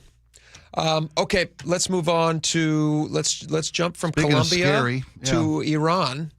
And this is, what is this? This is a list of 6 demands. Yeah, the Iranian government yesterday issued their demands for a potential cease of hostilities and end to this war. Okay. After months of President Trump's administration saying that Iran is begging for a deal, he's expecting nothing but will accept nothing but total surrender. Okay. It appears that the Iranians are in the driver's seat in the Middle East. Okay. The Strait of Hormuz is completely closed, and that's an economic stranglehold on the planet. There's now pressure from other nations. Well, it's on the entire planet. But who suffers most from that? Not Iran. You don't think so? No, not at all. They don't have any oil flowing out? That's their main source of income? They seem to be doing just fine. The problem here is this. The Earth requires that the petroleum infrastructure that moves, the 20% moves through the Strait of Hormuz, be opened up. The entire global economy is being impacted by this conflict. Oh, I understand. That's everybody's feeling a little bit, but like, who's feeling it the most? Well, Iran, but they seem like they're more willing to take the heat and go the distance in this. They've dug their heels in. They're not, by account of these 6 demands made by the Iranian government. Here's the for demands the United States. Let me read these. Never threaten Iran with any language or insult the sanctions of this nation. Number 2, end the war and aggression against Iran and its allies in Lebanon, Palestine, Yemen, and Iraq forever. Number 3, lift the naval blockade and withdraw its military forces, naval and air, from around Iran. Number 4, pay the damages of the 2 wars of aggression and imposition on Iran without any reduction or reduction. Am I reading that right? 2 reductions? Yeah, you're right. That was written. Number 5, lift the cruel and illegal sanctions against the Iranian nation. And number 6, unconditionally release the frozen and stolen assets of the Iranian people. Yeah, they want to lift the naval blockade. There's no way people take this seriously, though. But then we're going nowhere. But these are not Trump sanctions. You look back at every presidency and look at the sanctions against Iran. I mean, some of these are from the Trump administration, but like you'd have to go back to all these different presidencies. I'm with you. I'm with you. And there are multinational sanctions against Iran. Yeah. But for Iran to free up the oil flow through the Strait of Hormuz, which the entire planet now is saying, with America's getting pressure from other nations now to come to some type of agreement. I understand that it's a precarious. The entire oil industry is tied into. You feel a little bit of a squeeze here, and then over here, we're paying more at the pump. I get all that.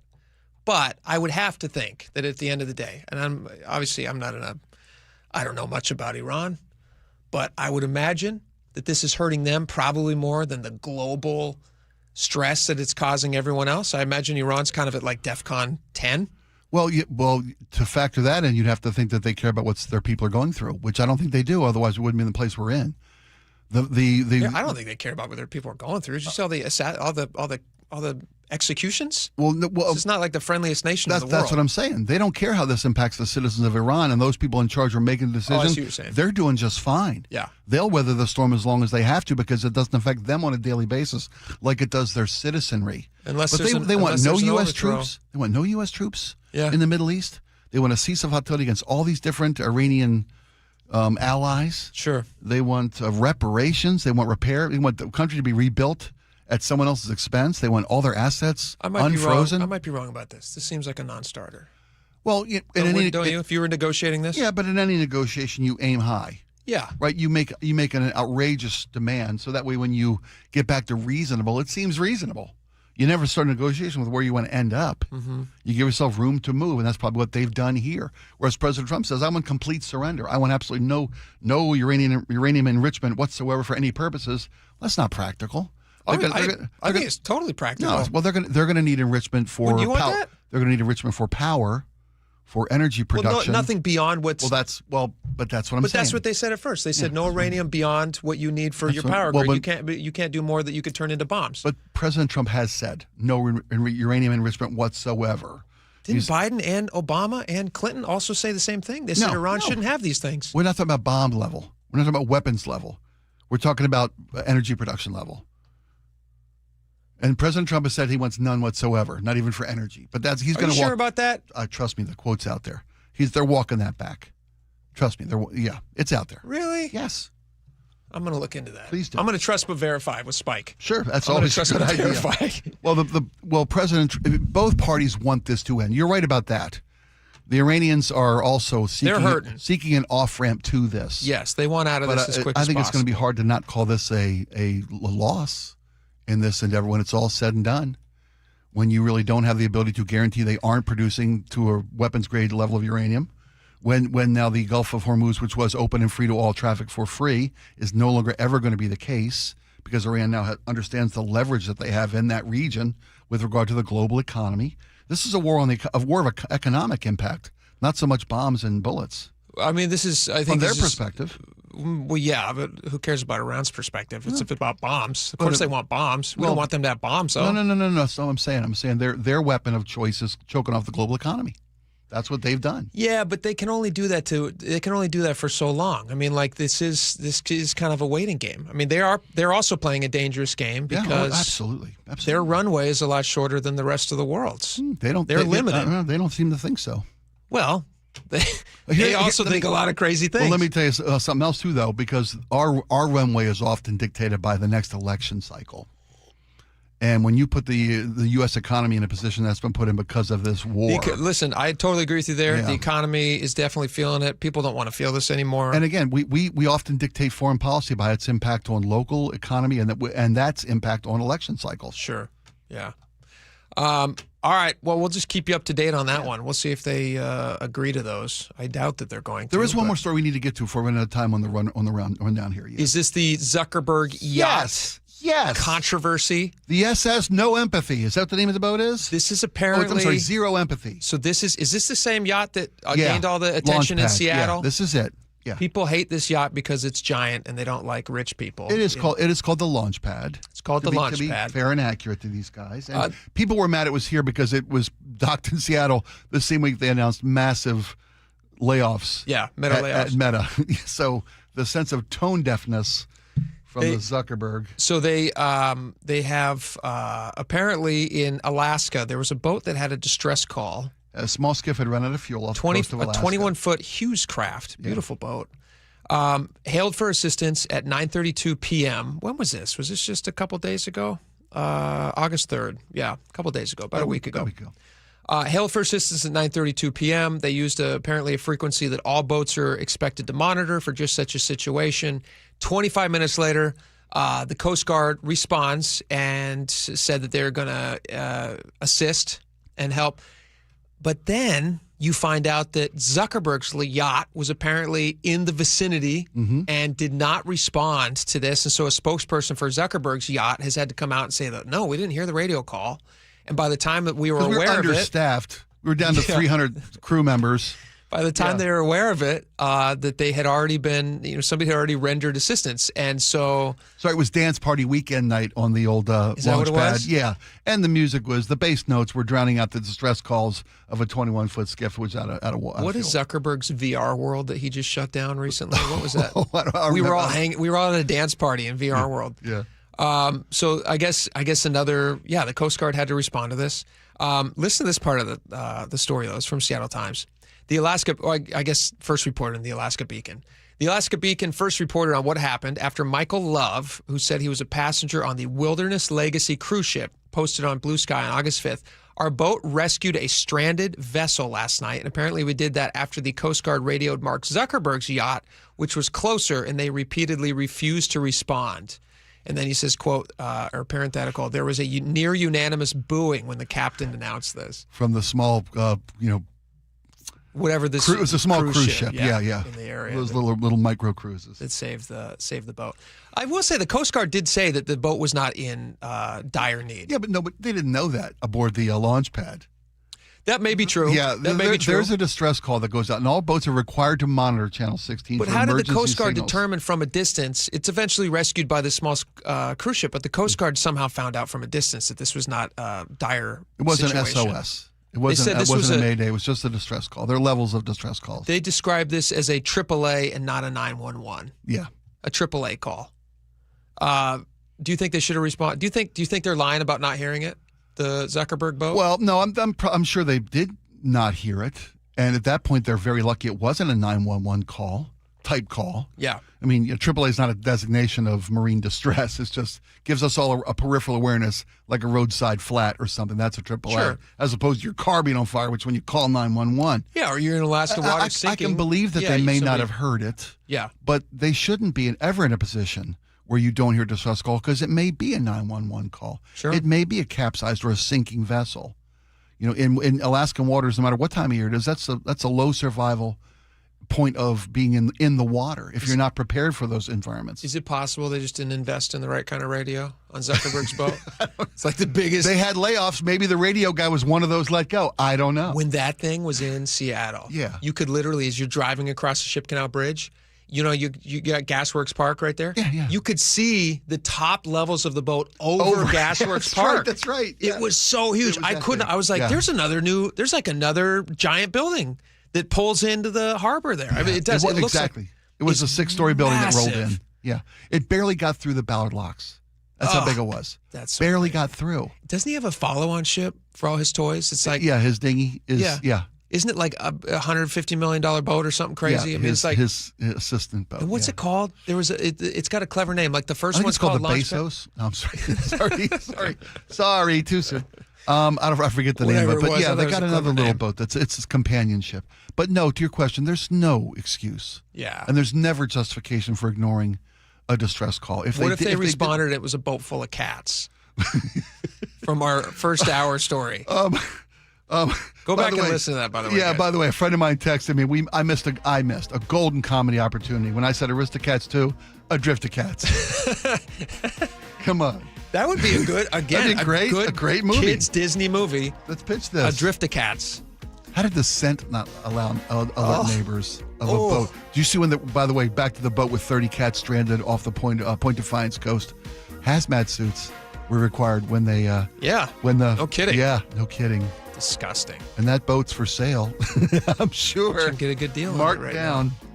All right, we got your question of the day next. We want to hear horror stories about traveling with your kids. Spike told a crazy one earlier about not being able to get his... There was a story in the news. Was exactly a life moment we had lived 30 years ago. A plane, literally, they canceled the flight because they couldn't get a child into a seatbelt. We live in a crazy world these days, and we want to hear some of your stories. 888-973-5476. We'll get to those next. Stick around. Be right back.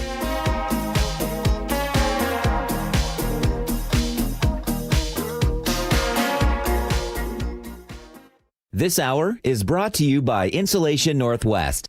A wildfire disaster unfolding just east of us. The Spokane fires destroyed hundreds of homes and forced tens of thousands to evacuate. Unprecedented stories of loss, devastation, and heartbreak.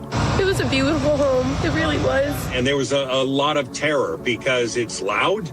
It's hot. Join KIRO News Radio in doing whatever you can for our neighbors in Spokane. See how you can help at mynorthwest.com.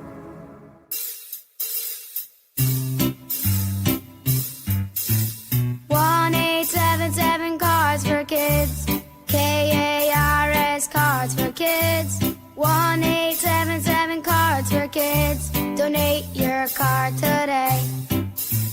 1-877 Cars for Kids. KARS Cars for Kids. 1-877 Cars for Kids. Donate your car today. Ready to get rid of that old car? Donate it to Cars for Kids. Call 877 Cars for Kids to speak to a friendly live agent. Donation is super easy, and your car can be picked up as soon as tomorrow. Go to carsforkids.org now or call 877 Cars for Kids to donate your car today. 1-877 Cars for Kids. KARS Cars for Kids. 1-877 Cars for Kids. Did you know you can donate real estate too? Go to carsforkids.org. That's cars with a K. Someone had a birthday. Yep, 50. Can't believe it. 50 years of wisdom. Great segue. We have a health reminder from the CDC. Pneumococcal vaccination is recommended for adults 50 or older. Says here, we're over 6 times more likely to be hospitalized with pneumococcal pneumonia than adults under 50. I don't love those odds. Same. Look what I found. Pfizer's Prevnar 20 is proven to help protect adults against pneumococcal pneumonia and invasive pneumococcal disease in just 1 dose. And millions have already gotten it. Continued approval may depend on a supportive study. Don't get Prevnar 20 if you have a severe allergy to its ingredients. A weakened immune system may lower your response. Common side effects include injection site pain and swelling, fatigue, headache, muscle, and joint pain. For full prescribing information, please call 1-855-213-2138. Visit Prevnar20.com or talk to your doctor or pharmacist. I'm on Prevnar20.com now, scheduling my appointment. Good idea. And happy 50th. Wesley Financial Group is not a law firm. Ask yourself this question. Is it really worth holding on to that timeshare that you know you need to get rid of? Here's the truth. The average maintenance fee just went up over 17%. That could have been 117%, and there's nothing you can do about it. When you buy a timeshare, you give them a blank check for annual maintenance and assessment fees. I'm Chuck McDowell, founder of Wesley Financial Group. For 15 years, I've helped over 50,000 families cancel their timeshare. Not sell it, not transfer it, cancel it. Did you buy a timeshare because they told you it was a great investment and your maintenance fees would never go up? That's a lie. Are you ready to get rid of your timeshare once and for all? Simply call us and I'll send you our timeshare exit kit that explains all your options for cancellation. Call Wesley now for your timeshare exit kit. 800-822-1490. That's 800-822-1490. 800-822-1490. If you care about keeping groceries affordable, listen up. Seattle City Hall is considering an ordinance that could put grocery discounts, rewards, and coupons at risk. The mayor's proposed fair pricing ordinance could have the exact opposite outcome and make everyday living more expensive. Protect Seattle Savings is working with the mayor's office to improve the proposal and keep costs down. But we could use your help. Visit protectseattlesavings.com to learn more and join the cause. This message is supported by Safeway. This is for all you guys on Viagra. ED pills are no longer needed. The brutal side effects like 4-hour headaches, blurred vision, and that flush feeling can all be put behind you with our treatment. Here at West Coast Men's Health, we have a better approach to ED. Acoustic wave therapy creates blood flow circulation by safely removing the plaque in your arteries and restoring function naturally. Guys, let me be clear. Pills will never fix your problem. Our equipment is the latest technology, and our medical staff is the best in the industry. So give West Coast Men's Health a call today. Speak with our clinic manager. Ask him any question you like, how it works, the science behind it, and even the cost. If you suffer from ED or Peyronie's disease, give West Coast Men's Health a call today. In addition to treating ED and Peyronie's disease, we now offer testosterone replacement therapy. With clinics in Redmond and Tacoma, call 206-519-6541. 206-519-6541. Online at westcoastmenshealth.com. Moving into Aegis was one of the best decisions I ever made because I became connected with lots of friends. This is my friend Susie, and we haven't known each other very long. We just kind of clicked. She found this wonderful place, and so that I moved in. One thing we both like, we watch football games. I'm a tight end girl myself. Aegis Living has been trusted for nearly 30 years to deliver award-winning care in luxury senior living. Visit aegisliving.com/KIRO and see for yourself. This is Justin Shirley, CEO of State Roofing and Exteriors. Our summertime savings event means 0 down, 0 payments, and 0 interest for up to 24 months, backed by our unbeatable warranties. Call 866-ROOF-ROOF or visit stateroofing.com today. KIRO News Radio 97.3 FM Northwest News. Now, the latest from KIRO News Radio and mynorthwest.com. Good afternoon. I'm Nate Connors. A new fire much closer to home is burning near Mount Rainier. This is the Grand Park 2 fire, which has already torched more than 300 square acres. It was reported on Friday and is now 0% contained. There's no danger right now to Greenwater, but the Sunrise area and White River Campground are closed to all public access. So is the White River Road from State Route 410 to the White River Campground and the Sunrise Road from the White River Campground to Sunrise. Families may have escaped wildfires in the Spokane area with their lives, but they're coming back to danger even as evacuations are relaxed. KIRO News Radio's Jillian Raftery explains. A warning for people going back home. So just because it may be standing doesn't mean that it's safe. Spokane County Health Officer Dr. Frank Velasquez is talking about utility damage, homes that could be unstable from flames and heat, and toxic smoke and ash. It is important to protect yourself from contact with skin, eyes, and from breathing it in. A lot of damage can happen to your lungs if you bring some of these toxic fumes. The Red Cross is giving out free kits with full-body Tyvek suits, gloves, and masks. Jillian Raftery for KIRO News Radio.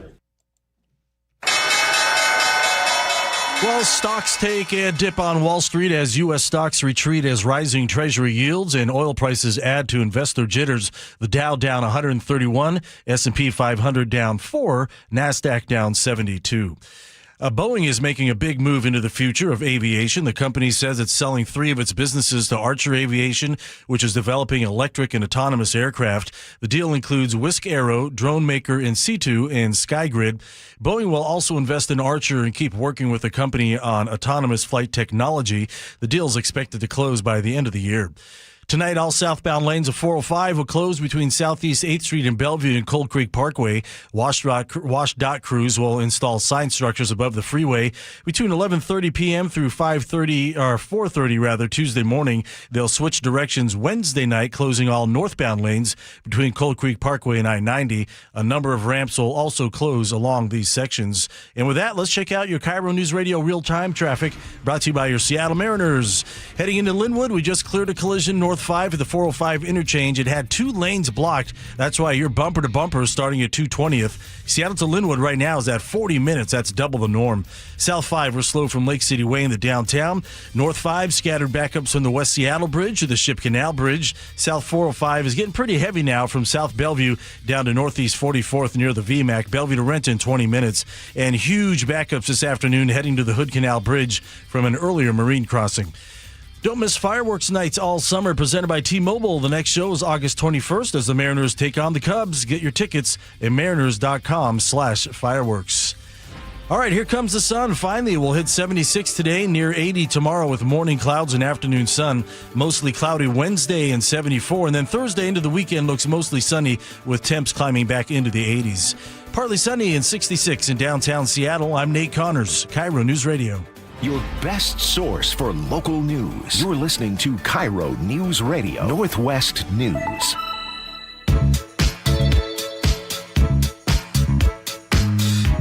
All right, welcome back to the show. It's 1:30. It's when we do the question of the day, which we pose in the first segment. So if you guys are new to the show or you're just tuning in for the first time, in our opening segment at noon, we always pose a question of the day, which then leads to this segment here where we get to some of your responses. Today was inspired by a crazy story of a flight that I believe was between Victoria, BC and Toronto. There was an unruly kid, wouldn't sit down on the flight. Flight attendants and parents, I don't even know how this is possible. They couldn't get the kid strapped into a seatbelt. People are too nice these days. Sometimes you just got to, honestly, sometimes you just got to spank that kid and sit him down and tell him to be quiet. This plane has to take off. Yeah. You have adults that have to get somewhere. 132-seater. 132-seater. Yeah, it's a big plane. They deboarded the plane. They canceled the flight. People couldn't get out on that flight. They couldn't reschedule until the next day because it was too late. And all these people had to, whatever they were doing, pushed it back a whole day. Anyway, we said, hey, what are some of your crazy travel stories with your kids? We got a ton of these. Y'all have some crazy travel stories. And so should we just dive right into these? You want to start this off, Spike? Yeah, you bet. This is from Crystal in Tacoma. I, a single mom, drove my 2-year-old twin boys to Wyoming from Tacoma. To Wyoming? Wyoming. That's a long ride. In November. Jeez Louise. Yeah, we were in the middle of potty training. Baby A had to go potty while we were going over a pass in Montana. We were in between exits, and he couldn't hold it. I pulled over on the side of I-90. Made sure we were safe. Good job, flashers on. Turns out little boys can't aim. No, they can't. We both ended up freezing cold with, all over our hands. We got back in the car, and about 50 minutes later, baby B had to do a number 2. Pulled over again, and well, you can just imagine. I purchased 2 potty chairs that stayed in the car with us after that trip. Number 1, Crystal, good job. Yeah. You're a good mom. You're making it happen. Making memories. Yes. Different memories for them than you. You know memories. What? It's still good. All memories turn to gold. They do. Really. Even brown memories turn to gold later in life. That's a parenting tip, actually. The bathroom potty seat in the car. Oh yeah. Did you guys end up in that phase where you started just packing one of those with you? Of course. Yeah, we did too. And as pet owners too, you have bags. There you go. You know, because you go, how do you clean a potty chair? You line the potty chair. You go into a bag. That's right. And then you dispose of the bag. Yeah. It's like the kid version of the Gatorade bottle for the long haul trucker. Yes, it is. Yes. Which is disgusting. If you guys didn't know that's what that was, that's what that is. Referred to as the Texas catheter, by the way, in our vernacular. Yeah. This is from Elena. She says, in Argentina in the 1960s, my parents, my brother Oscar, and I, plus camping equipment, all took a Vespa. How is that possible? 4 people on this is some third world vacationing. I don't mean that disparagingly. No, this is insane. That's why she wrote it. My parents, Argentina, plural. 1960s. My parents, my brother Oscar, and I, plus camping equipment, all took a Vespa to vacation by the ocean in Puenco. Is that Puenco? Puenco? Yeah. My father, a master welder, fabricated a stool that fit between his legs. This was my brother's seat. Behind him, my father. Behind him, my mother. And I was on the luggage rack in the back. I still cannot believe 4 people on the Vespa driving to the beach. Elena, I would really love to see a picture of this. Yeah, I'm not calling you a liar. that. I believe you. I would just like to see a picture of this. That's insane. I'm thinking 4 people that had to take a Vespa and their camping gear to the beach probably didn't have money for a camera. Probably didn't have a camera. Probably didn't have a camera. My parents, we still tell a family story that's hers puts our families to shame. But when my parents were very young and my sister and I were very young, I have an older sister and 2 younger brothers. When it was just the 4 of us, my parents had a Volkswagen Rabbit. You remember the Volkswagen Rabbits? Yeah. And we went camping. 4 kids and a rabbit? No, they had just had 2 kids at the time. Oh, but my cousins came to stay with us. Okay. So my parents did. They had 4 kids in the back of a Rabbit and camping gear. The Rabbits did not have a lot of trunk room. No. And my parents and camping gear. And we tell that story as if we accomplished some great feat. But 4 people on a Vespa definitely beats that. Good job, Elena. We had 1, 2, 3, 4, 5, 6 of us plus all our luggage. We went to Ireland 2 years ago and I rented a car. We had 6 people and luggage in this car as we drove all over the country in Ireland. What was it? It was equivalent of like a Nissan Pathfinder. It wasn't a small one, but every day we had not huge. Not huge, and no luggage rack, and we couldn't tie anything to the roof. Why not? Because there was no luggage rack, and they strictly prohibited putting down. I wanted to put a blanket down and put luggage on it and tie it off.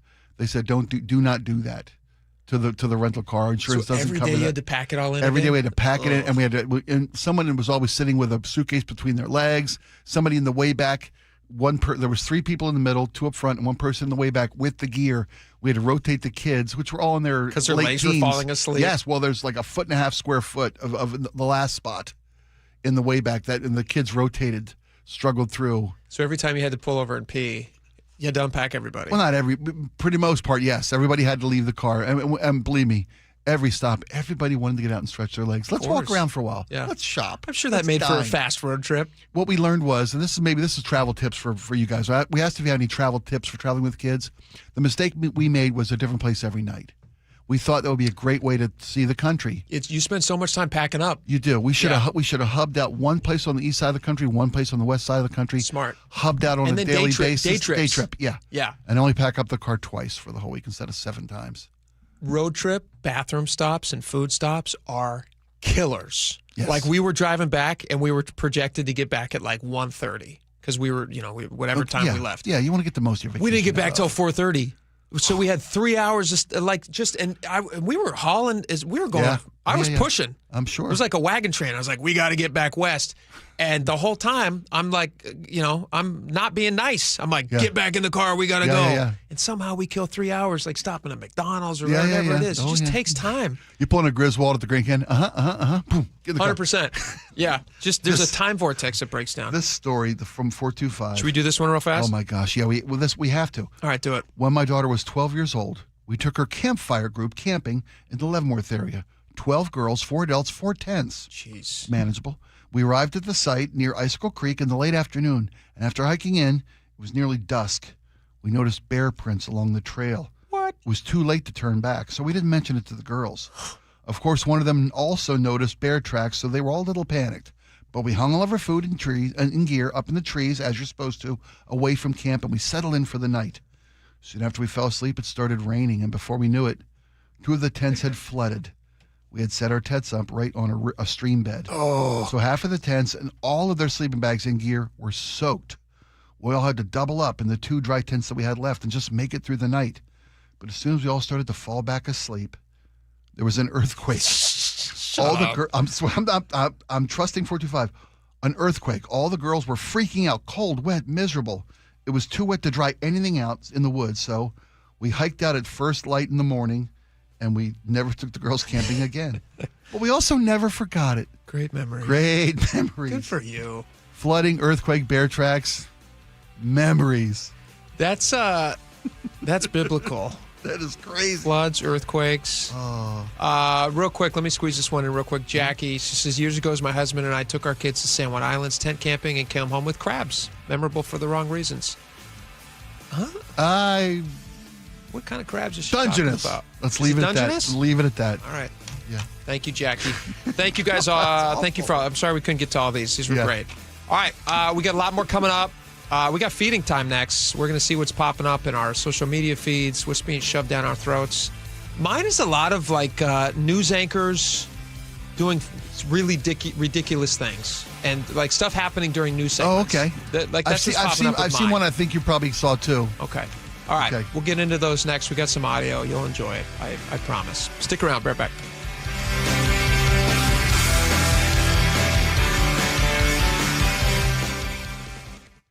Charlie Harger. I want to be a watchdog. From Seattle's Morning News. Somebody who is not accepting from the government at face value what they're telling you. I might not even be necessarily against a politician, but if I see an issue or a policy that I think are worthy of a conversation, I'm going to bring it up. Hear Charlie's 7:35 commentary every morning on Seattle's Morning News. You can watch all of Charlie's commentaries anytime on the KIRO Newsradio YouTube channel. What if you could have the most reliable fiber-powered Wi-Fi? And get this, what if you could keep it at the same price for 5 years guaranteed? Now through August 24th, new Xfinity customers can get our best price on gig Wi-Fi this summer before it disappears. Just $50 a month for 5 years. No annual contracts, no hidden fees, and our best equipment included. Plus, get online in minutes with same-day Wi-Fi. It's Wi-Fi that finds and fixes problems before you even notice them. Like super intelligent Wi-Fi with a sixth sense. Plus, it keeps you protected from online threats. And get Peacock Premium included for 2 years. Lock in your price and unlock the possibilities. Get it now at Xfinity.com. Xfinity. Imagine that. Restrictions apply. Requires paperless billing and autopay with stored bank account. Taxes and fees extra. Speeds vary. Use of fiber coaxial cable. Learn more at Xfinity.com/same-day Wi-Fi. Is your car's AC blowing warm air? Don't sweat it. Bucky's Complete Auto Care is here to help. This is Sully. Right now, you'll save $50 on any AC service. Whether it's a weekend getaway or the daily commute, you deserve a cool, comfortable ride. For over 50 years, local drivers have trusted Bucky's for honest pricing, expert repairs, and guaranteed work, earning them the Carfax Preferred status. 16 family-owned locations, no appointment needed, easy financing. For $50 off your cooling system service, visit Bucky's.com. Jason Rance here. If your water heater is getting older, leaking, or running out of hot water, CM Heating has an affordable solution. Get a new gas or electric water heater installed starting at just $44.99 a month. With CM Heating's Comfort as a Service program, you'll get lifetime repairs and maintenance at no extra charge. Parts and labor covered for life. Plus, same-day installation is available in many cases. Schedule your free estimate today at cmheating.com. License number CMHEAHL 750LP. Hey, buying a used car can be stressful. Sunset Auto Family takes that stress away with a 48-hour used vehicle exchange policy.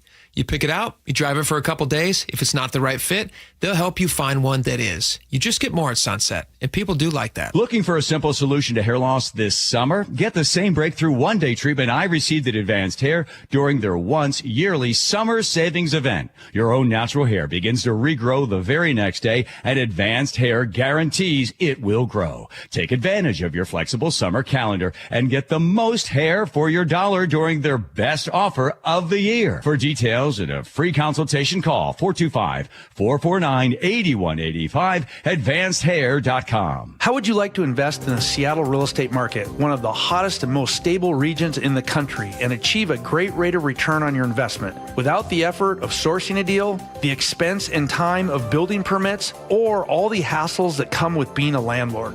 Hi, I'm Scott Rirucka, CEO of Legacy Group Capital in Bellevue. Legacy Group Capital develops local real estate, lends money, and shares the profits with our investors. Diversify with Legacy Group Capital. Invest into our Northwest Fund, which is currently delivering 9% on a fixed rate term. It's our flagship fund for 19 years with zero investor losses. And yes, we do accept IRAs. Find out why 1,300 local investors have invested over $350 million. Invest in the stability and ease of Legacy Group Capital's Northwest Fund. Legacy Group Capital at legacyg.com. This is not investment advice. Investments available to accredited investors only. Details at legacyg.com. I was walking my dog, I fell and ended up with 3 tears in my meniscus. I was sent to a surgeon and they said the only way to get this fixed is to have surgery. That just wasn't an option. I didn't want to jump into surgery without trying anything else. I'm Dr. Mark Shelley, a chiropractic neurologist at Sound Pain Solutions. We offer Jamie an alternative to the downtime and potential risks associated with invasive knee surgery. At Sound Pain Solutions, we help patients like Jamie avoid the side effects of painkillers, cortisone injections, and pain following surgery. Our comprehensive approach includes treatments like pressure wave, PRP, and advanced laser. These treatments reduce pain and restore mobility naturally. Now Jamie is able to do everything she enjoys without pain. I'm grateful for being able to wake up every day and not be in pain. To be able to go about my day has been amazing. Schedule a free consultation to learn if you qualify for our non-surgical and drug-free joint treatments at soundpainsolutions.com. Hair Volume from New Nordic will make your hair look thick and healthy. Hair Volume is available online at Amazon and newnordicusa.com or in the hair care aisle at your local CVS. The Black Crowes, live in the Tulalip Amphitheater, Sunday, August 30th. Tickets are on sale now. Details at TulalipCasino.com. Bonneville, Seattle, and KIRO News Radio are looking for organizations that regularly distribute information about employment opportunities to job applicants or have job applicants to refer. If your organization would like to receive notifications of job vacancies, please notify Human Resources at 1820 Eastlake Avenue East, Seattle, Washington 98102, or email us at seattlealljobs@bonneville.com or call 206-726-6902. Bonneville is an equal opportunity employer. All right, welcome back to the show. It's feeding time. We get to look and see what's in our social media feeds, what's being shoved down our throats. Spike, I have some good ones today. Did you have something that you also want to share here in your feeding time? Was there something that was popping up to the top of yours, or do we have crossover today? I turned my microphone on. The old couple from Portland, the elderly couple from Portland. I don't know this has one. Been in my feed. Tell me. A couple has been skating at the same ice skating ring in Portland, and they're since in 1967. Yeah, they're in their 80s, and I believe the rink is closing down. Is that the story? It closed this weekend. Okay. This was all over my feed too, and I could not stop watching these videos. Because I get a lot of, I don't know why, but I get a lot of figure skating in my feed. Do you really? I do. Did you guys watch a lot of figure skating? I do. We used to love it. My sister was a competitive figure skater growing up, okay. So I used to be at the rink all the time, like early morning practices and stuff. So it used to be big in our household, like Christy Yamaguchi. You remember Christy Yamaguchi? Of course I remember. I got to interview her at the Lillehammer Olympics. I can say this because I was not married at the time. I was a big fan of hers when I was a child. Me too. When I was very young. I was a big fan of her when I interviewed her. Yeah. Same reason, and for the same reason that these figures, my wife just texted me, you know why you get figure skating in your feed? Because they're lovely. They're lovely. That's why. Because it's about a lot of talent. Thank you. Yeah. It's no, all, but like, do you remember the Nancy Kerrigan and Tanya Harding thing that was like, Dude, it was the biggest story in the world? That was the year we went to the Winter Olympics. Oh, you were there for that? We were there. We were in Lillehammer. For the whack to the knee. Is this the same ice skating rink that Tanya? Because she's Portland, right? Yes, she's Is this Portland. where she trained? This is the same public rink in Portland that Tanya Harding practiced at because she was white trash, and I said with all the love and respect it deserves. And Nancy Kerrigan was the classic figure skater of a person of means. It's not easy. Well, but that's cheap. But that's the interesting thing. Nancy Kerrigan was not a person of means. Her backstory. She's not rich. Kerrigan wasn't. Kerrigan wasn't. Neither of them were. I always assumed Kerrigan was just had all every benefit every advantage you can have. But she did look the part. She really did. Which is often all that people care about. She had and then sponsorship money and stuff. And then they start selling the different stories. But Tanya Harding was like kind of rough looking. Oh yeah. And very much more like, of the people. And Nancy Kerrigan seemed more like she was like an Eastern elite or something. An ice princess. An ice princess. Yeah, exactly. Yeah. And America, the way that they sold those two women to us was basically like, here's this side versus this side, when in reality, like they probably were not super far economically from each other. Okay. But all that aside, This is the home rink of Tanya Harding. Yes, so and this is shutting down now? Last weekend was the final. I don't know why they're closing it. Does the story say why the mall's closing there? I mean, it's a mall. And it's in downtown Portland. Should be and a story enough. It's pretty much Is abandoned. still open somewhere? Yeah. But this had a ice rink in it. It's pretty cool. These folks, and they've been doing this, like you said, since 1957? 67. 67, I'm sorry, 67. Oh, we have audio of this. This is thousands of spectators, you say, Yeah, Laura? showed up for the final. And news crews their final surrounded their skate. very last skate. Yeah. Jerry's 75 and Tally is 81 years young. Oh, let me play some audio here. Here we go. And what are they skating to? You know, it's the last day to skate here, and we're very thankful we get to be the last number. Starting skating allowed me to meet Tally. Skating has always been our common thread. She's my baby. We've always had each other since we met, and we've always had Lloyd Center. It's been a joy of seeing all these people and being able to talk to them, and they are a blessing, you know, because they are so kind. It's like a big family, you know, I mean, not just the skaters, but the staff. We'll really miss Lloyd Center, there's no doubt about it. It's such a beautiful area that, and like I've said, spectator friendly. It's so nice. But we're not going to let that close the door on what we're going to do in the future.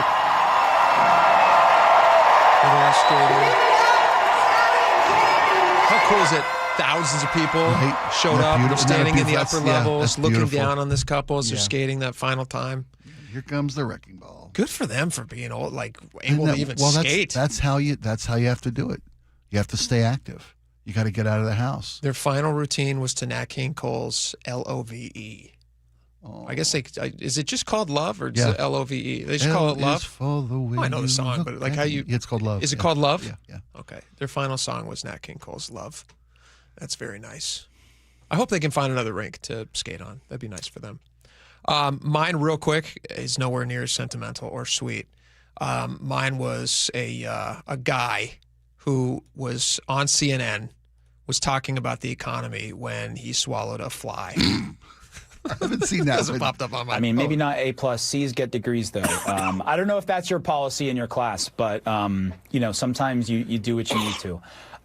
You know, I just wonder, like, how do you think the Fed is going to read this, considering they didn't hike interest rates at the last meeting? Mate, I just swallowed a fly on live television. And I was trying to keep talking. I know. I love the other guy. I'm going to fill for you, buddy. I'm going to cover for you. It's all good. I'm with you. I'm with you. Aussies love eating flies. You can see him in the video too, because he's doing his economist thing. He's trying to talk, and all of a sudden you can see he just goes. It's like little. We've all done it. You swallowed a fly before. You're a biker. Well, I've gotten stung by bees inside my mouth before. Really? Oh yeah. While driving? Yeah. Oh. Riding. Yeah. Oh yeah. I guess riding, yes. You get them inside the edge of your helmet, and they sting you, and you pull over and try to get the helmet off Crazy. before they sting you. It's horrible. All right, we got a lot more coming up. Stick around. KIRO News Radio, where you hear the John Curley Show, 3 to 7. Data centers, good, bad. Cleellum deciding that's going to put a moratorium on it, and they'll set them up somewhere else. Yes, it's only 70 jobs, but if you could tax the hell out of the place, kick out some money, believe me, a little town of Cleellum, my little town, could certainly use it. Sometimes people just don't want it in their own backyard. They're driven by their own selfishness. Watch live or later on the John Curley Show's YouTube channel. If you've been told feeling tired, irritable, foggy, or just off is a normal part of getting older, it doesn't have to be. Hey, it's Manda Factor. Dr. Lucy Hostetter is a board-certified physician at Juvacor Health and Wellness Center who specializes in hormone therapy for men and women. We only use bioidentical hormones because these are the exact same molecule as what your body naturally makes, and they are very safe in you versus a synthetic hormone, which can come with side effects. She wants you to know it's not just about feeling better, it's about being healthier. Hormone therapy is protective against heart disease, 50% decrease in heart disease, 35% decrease in dementia, 40 to 50% decrease in osteoporosis, decrease in colon cancer and diabetes. Treatment is safe, tailored to you, and Dr. Hostetter takes it step by step. Start with a phone call to Juvacor Health and Wellness Center in Tacoma or Seattle Regenerative Medicine Center in Bellevue, or go to juvacorhealth.com and feel like yourself again. Take me out to big trees. Take me to see the leaves. Privacy screens and evergreens. You already know they have thousands of trees. Big Trees for tree sales and transplants. Find Big Trees in Snohomish or BigTreeSupply.com. I like it hot. Beg your pardon? Can you make it hot for me, Dan? I think so. Half heated ain't hot enough. No. That's why I called you. Apollo Plumbing. Yeah, my sorry old water heater. Oh. Ain't getting me the hots anymore. You want hot water. That's what I said. That's what we do at Apollo Plumbing. And you're ready? Right now. When can you? How about today? Same day? We'll have you in hot water tonight. Clever. How about an upgrade? A tankless water heater would mean endless hot water. Now you're cooking. That's just for starters. Starters? How about we make it a worry-free water heater? Worry-free? Wrenchie's worry-free warranty. Which covers? Repair, service, all included. And when it wears out? Apollo replaces it. No extra charge? Nothing. Nil? Nada. As an Apollo A-list member, you're covered. And payments? To fit your budget with approved credit, of course. And I'm hot again. Worry-free. That's for me. We're on our way. Thanks for making it hot. We're ApolloPlumbing.com. If you care about keeping groceries affordable, listen up. Seattle City Hall is considering an ordinance that could put grocery discounts, rewards, and coupons at risk. The mayor's proposed fair pricing ordinance could have the exact opposite outcome and make everyday living more expensive. Protect Seattle Savings is working with the mayor's office to improve the proposal and keep costs down. But we could use your help. Visit ProtectSeattleSavings.com to learn more and join the cause. This message is supported by Safeway. Insulation rebates from PSE are at historic highs. American Crawl Space and Pest Services gave over $3 million in PSE insulation rebates last year, more than any contractor in Washington. Homeowners, business owners, and PSE trust American Crawl Space and Pest Services. Was your home built before 1990? Visit AmericanCrawl.com to see how much you can save on replacing your insulation. American Crawl, the heroes you call.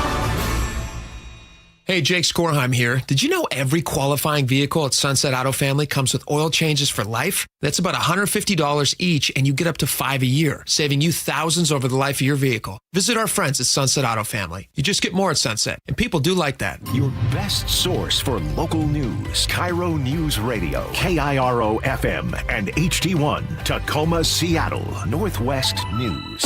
ABC News, I'm Michelle Franzen. President Trump signing an executive order recommending childhood vaccine schedules for the measles, mumps, and rubella be split into 3 separate shots. The president expressing claims, he says, over autism concerns. ABC News medical contributor Dr. Darian Sutton says leading medical groups are pushing back on the risks. The American Academy of Pediatrics has stated that giving routine vaccinations simultaneously is safe and effective, and the adverse events as well as the negative side effects essentially from these vaccinations is comparable to giving them separately. So that inherently helps you to understand that giving a vaccination separately does not provide additional benefit to a patient, does not provide additional safety to a patient. Hostilities between the U.S. and Iran intensifying over the Strait of Hormuz. Iran calling on the U.S. to pay reparations. Now the president says Iran should pay. In Western Colombia, at least 111 people are dead following today's powerful earthquake. This is ABC News. Jury selection began today in the murder trial of rapper Tupac Shakur. It comes after a break in the case 3 decades after the fatal shooting of the West Coast rapper. Las Vegas prosecutors say they can prove the murder was orchestrated by one-time South LA gang leader Dwayne Davis, street name Keefe D. Davis spoke exclusively to ABC News from inside jail. I'm innocent. I ain't killed nobody. But for years, Davis has boasted about his alleged involvement in Shakur's murder. He even published a book admitting to his role in it, a book he now says he didn't write. Davis now pleading not guilty to 1 count of murder. ABC's Alex Stone. In California, the Ojai Raptor Center says it believes Jackie, the injured female bald eagle who gained worldwide attention with the birth of eaglets on a Big Bear webcam, has died. Her condition continued to deteriorate after she was found last month following a fight. I'm Michelle Franzen, ABC News. Some evacuation notices have been lifted in Spokane, but the threat of fires remains high. More on that story coming up, but first, check out your traffic. Seattle to Linwood has improved to just a 35-minute drive. That we cleared that crash up near the 405 interchange. Still on the left shoulder, and North 5 still has some slowing on either side of the 405 interchange. Linwood to Seattle right around 25 minutes. South 5 getting heavy now from Lake City Way to I-90. North 5 scattered backups between the West Seattle Bridge and Ship Canal Bridge, 15 minutes from bridge to bridge. South 405 are heavy from South Bellevue all the way to Northeast 44th near the VMAC, where drivers are navigating a new configuration. We're slowing down there, and Bellevue to South Center will take you 25 minutes. North 5 slows a bit along South Center, and Tacoma to Olympia plan on 45 minutes with 5 miles of backups between Lacey and Olympia. This traffic report brought to you by KIRO Newsradio. KIRO News Radio 97.3 FM Northwest News. Now, the latest from KIRO News Radio and mynorthwest.com. Good afternoon. I'm Nate Connors. Firefighters are making progress on wildfires around Spokane, but dangerous fire weather remains a concern across the Northwest. KIRO News Radio meteorologist Ted Beener tells Seattle's Morning News. It doesn't look like we're going to have any significant rain anytime in the near future, and you look at the outlook all the way into September. Continued good odds on above normal temperatures and below average precipitation. Nearly 1,700 firefighters are working the 3 Spokane area blazes, which have burned about 10,000 acres and destroyed or heavily damaged more than 900 homes. Crews are now focused on hot spots and mop-up as some evacuation orders are lifted. Governor Bob Ferguson today signed an amended emergency proclamation for Washington's wildfire disaster, waiving dozens of state laws to help victims across 7 counties and 3 tribal nations. Ferguson says the state will seek a federal major disaster declaration by mid-September to unlock financial aid for individuals and local governments. I think I mentioned earlier how appreciative I am that the federal government has responded. Quickly is not the word. I mean, they've just been on it. The governor, meanwhile, has issued an order that suspends evictions, eliminates fees for replacement IDs and birth certificates, and removes the unemployment waiting period. A massive weekend for the Mariners as the team celebrated 50 years in front of a packed crowd at T-Mobile Park. On Saturday, Seattle's Hall of Fame was honored, and Mariners CEO John Stanton gave a very special surprise announcement. It is my great honor to announce that Rick Riz has been unanimously elected to the Seattle Mariner Hall of Fame.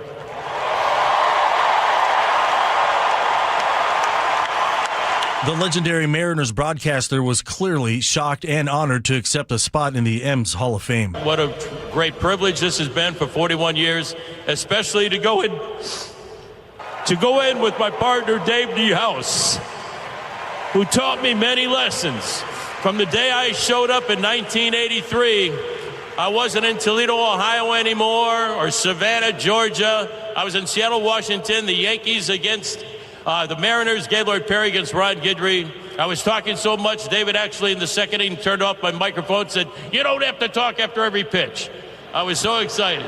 You can catch the Rick Riz Show every Friday at 8:15 a.m. or right here on KIRO News Radio. Now let's check out your forecast. Well, it took a while, but the clouds have cleared and sunshine has taken over. We'll top out near 77 today. Morning clouds, afternoon sun tomorrow near 80. And then the clouds roll back in for most of Wednesday, 75 for the afternoon high. Mostly sunny, 67 in downtown Seattle. I'm Nate Connors, KIRO News Radio.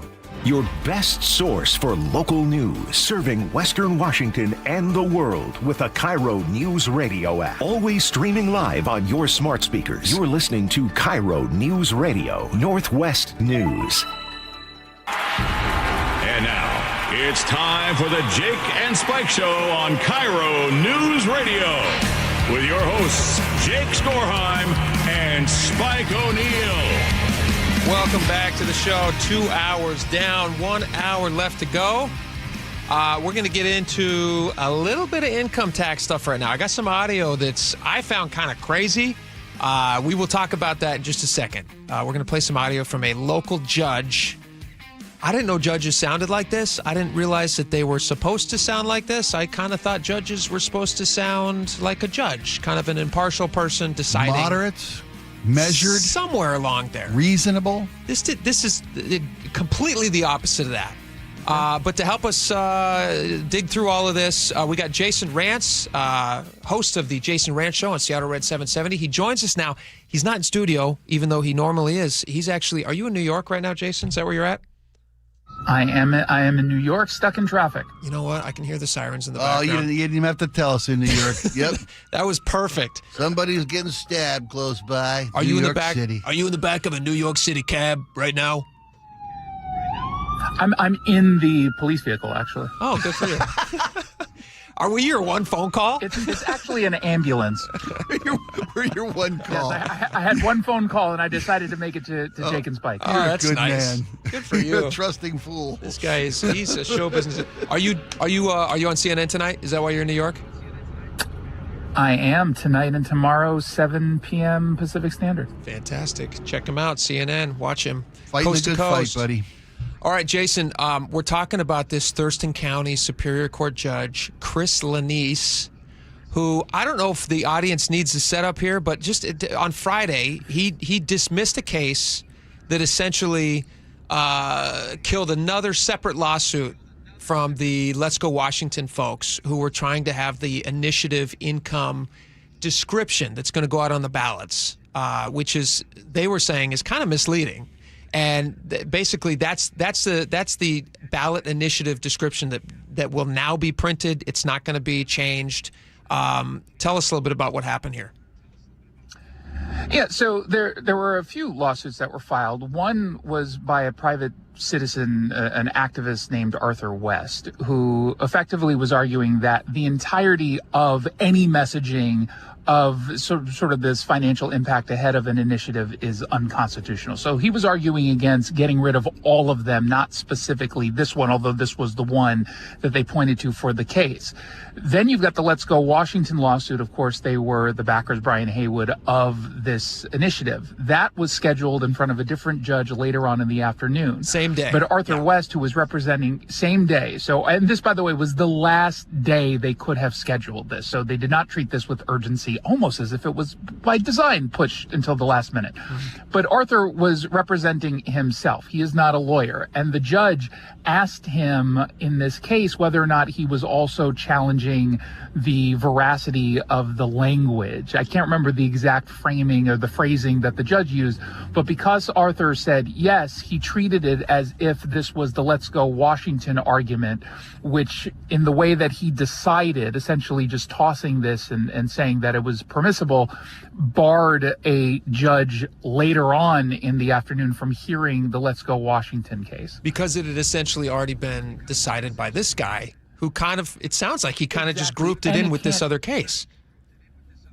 Precisely, and making it worse because of the way that the Democrats wrote the law around these challenges. It can't be appealed by Brian Haywood's team. So Brian Haywood and Let's Go Washington, the architects of the initiative who were actually pushing the legal case through, did not get a moment in court. None of their lawyers got to speak. They didn't get to speak. They didn't get a judgment on their legal claims, and they can't now. Because this other guy who has no connection to them and who's representing himself, who's also not a lawyer and probably didn't even know what the ramifications of his saying that he was now also speaking for them, the judge took that as, okay, you're speaking for them, I'm throwing the case out.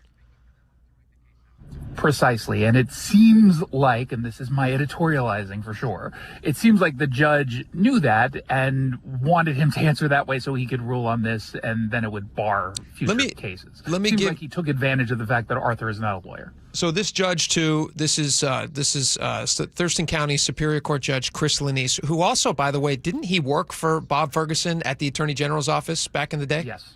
Okay, so Correct. so he worked for him. That's kind of a conflict of interest to me, but I don't know how the courts work, so maybe that's wrong. He also is a judge. Did he also dismiss that Washington Policy Center case against the Department of Ecology, where they were required by law to be forthcoming with the numbers on all of the climate stuff, and he basically said, like, nah, they don't have to divulge that stuff. Is that right? Exactly. So I'm questioning, like, you've heard this. Can I play the audio, the audio to the audience of the back and forth between this judge? Because listen to this. When you're listening to this, it sounds like the guy is being directly argumentative. Jason, you listen to more of these than most folks. Was this judge, is this how all county superior court judges sound when they're hearing cases? I mean, it sounded very much like he's arguing on behalf of the income tax. Exactly. You would get, it's certainly not unusual for a judge to play devil's advocate against both sides of the argument, but it's usually framed in ways that indicate it's not the judge's position. Yeah. There was no indication here. I mean, anyone goes back and watches or listens to the entirety of this case, he's not framing it as, well, you know, your opponents would say, or the opponents would say, or so-and-so would say. He's taking it pretty literally as his position. It reads like, to me, and most outside observers, including lawyers who are liberals who don't like this judge because he does have a reputation for bringing his personal politics, they believe, into the courtroom. Let me play just a little clip from this. It's about 3 minutes. We won't play the entire thing, but you're going to hear a judge. I got to say, too, the visuals of watching him respond to this guy, and the guy's he's an open, what is he again? He's an open something activist, an open government activist. Open Is that government. right? Okay. So that guy is on one half. He's very mild-mannered. You can tell who's the judge and who's the mild-mannered guy speaking for himself, who's not an attorney. The judge is responding like when this guy is pushing for, you know, open accountability. The judge is basically trying to pick him apart, and he looks visually agitated. I mean, visibly agitated. When did you watch the video, Spike? Did you see this? I haven't. He's like he seems to be, his body's going back and forth. He's kind of flailing. He almost looks like The judge you're saying? the judge. It's wild, and I've never really seen anything like this before. But listen to this. This is Judge Chris Lanise. Even when that's not the case, and even when the legislature is the only one who can reduce funding for these hot button items. And then Griswold. Aren't initiatives that seek to reduce taxes without any reference to the impacts of that not neutral themselves? No, This is the judge, the guy who's asking the second voice you just heard there. no one wants to pay taxes, right? But if we all just pretend we don't have to reduce any services as a result of those cut taxes, isn't that not neutral? Isn't that only showing half the picture to voters? Isn't identifying what's going to be cut what's making it neutral in the end, because it shows both sides of the ledger? Well, the OFM's fiscal statement is neutral. I don't have any objection to that. They want to append that. How long is the statement? It's significantly longer, but How much space is is allotted for the PID? Well, the PID is one sentence, but the PID is not neutral. And why? Well, because it says stuff that isn't true. Okay, it says these services will be cut, and the legislature cuts those. And in this case, there's not even going to be any money reduced. So then, can we ever have a PID? Because if we don't know what's going to be cut, again, aren't we back to where we started? Again, I believe yes. That's the facial challenge. So this is just inherently all PIDs are lies and not neutral. No, the ones where they insert what's going to be cut, the ones where the revenue is targeted, are different. So unless the initiative itself specifies specifically the cuts, they're lies. If they're identifying some cut, because it's not part of the. If they are saying that this initiative will produce cuts in specific services that do not flow from the initiative, yes. The legislature makes cuts. So we can continue the downward regressive spiral of the tax scheme in Washington state by never having these issues identified in the initiatives, instead of just saying, we're cutting taxes. No one wants to think about what's getting cut. We're just cutting taxes, spending. I mean, am I reading that wrong, or does he sound a little animated? As somebody who is really not, I never heard that before. He sounds like an attorney cross-examining a witness. He does. Not a judge who's trying to hear both sides of an issue and make a decision based on the rule of law. Yeah. He's clearly got an agenda in this case. Jason, is there any recourse, any chance of appeal of this judge's decision? Because this doesn't seem like it was non-biased. Yeah, so Arthur West can appeal. He can hope that the Supreme Court's going to take this on. They're not going to take this on. They only have, I think it's 10 days from now to even figure out what they would be able to do, because the ballots need to be ordered and printed, and that deadline is coming up. So there's virtually nothing that can happen.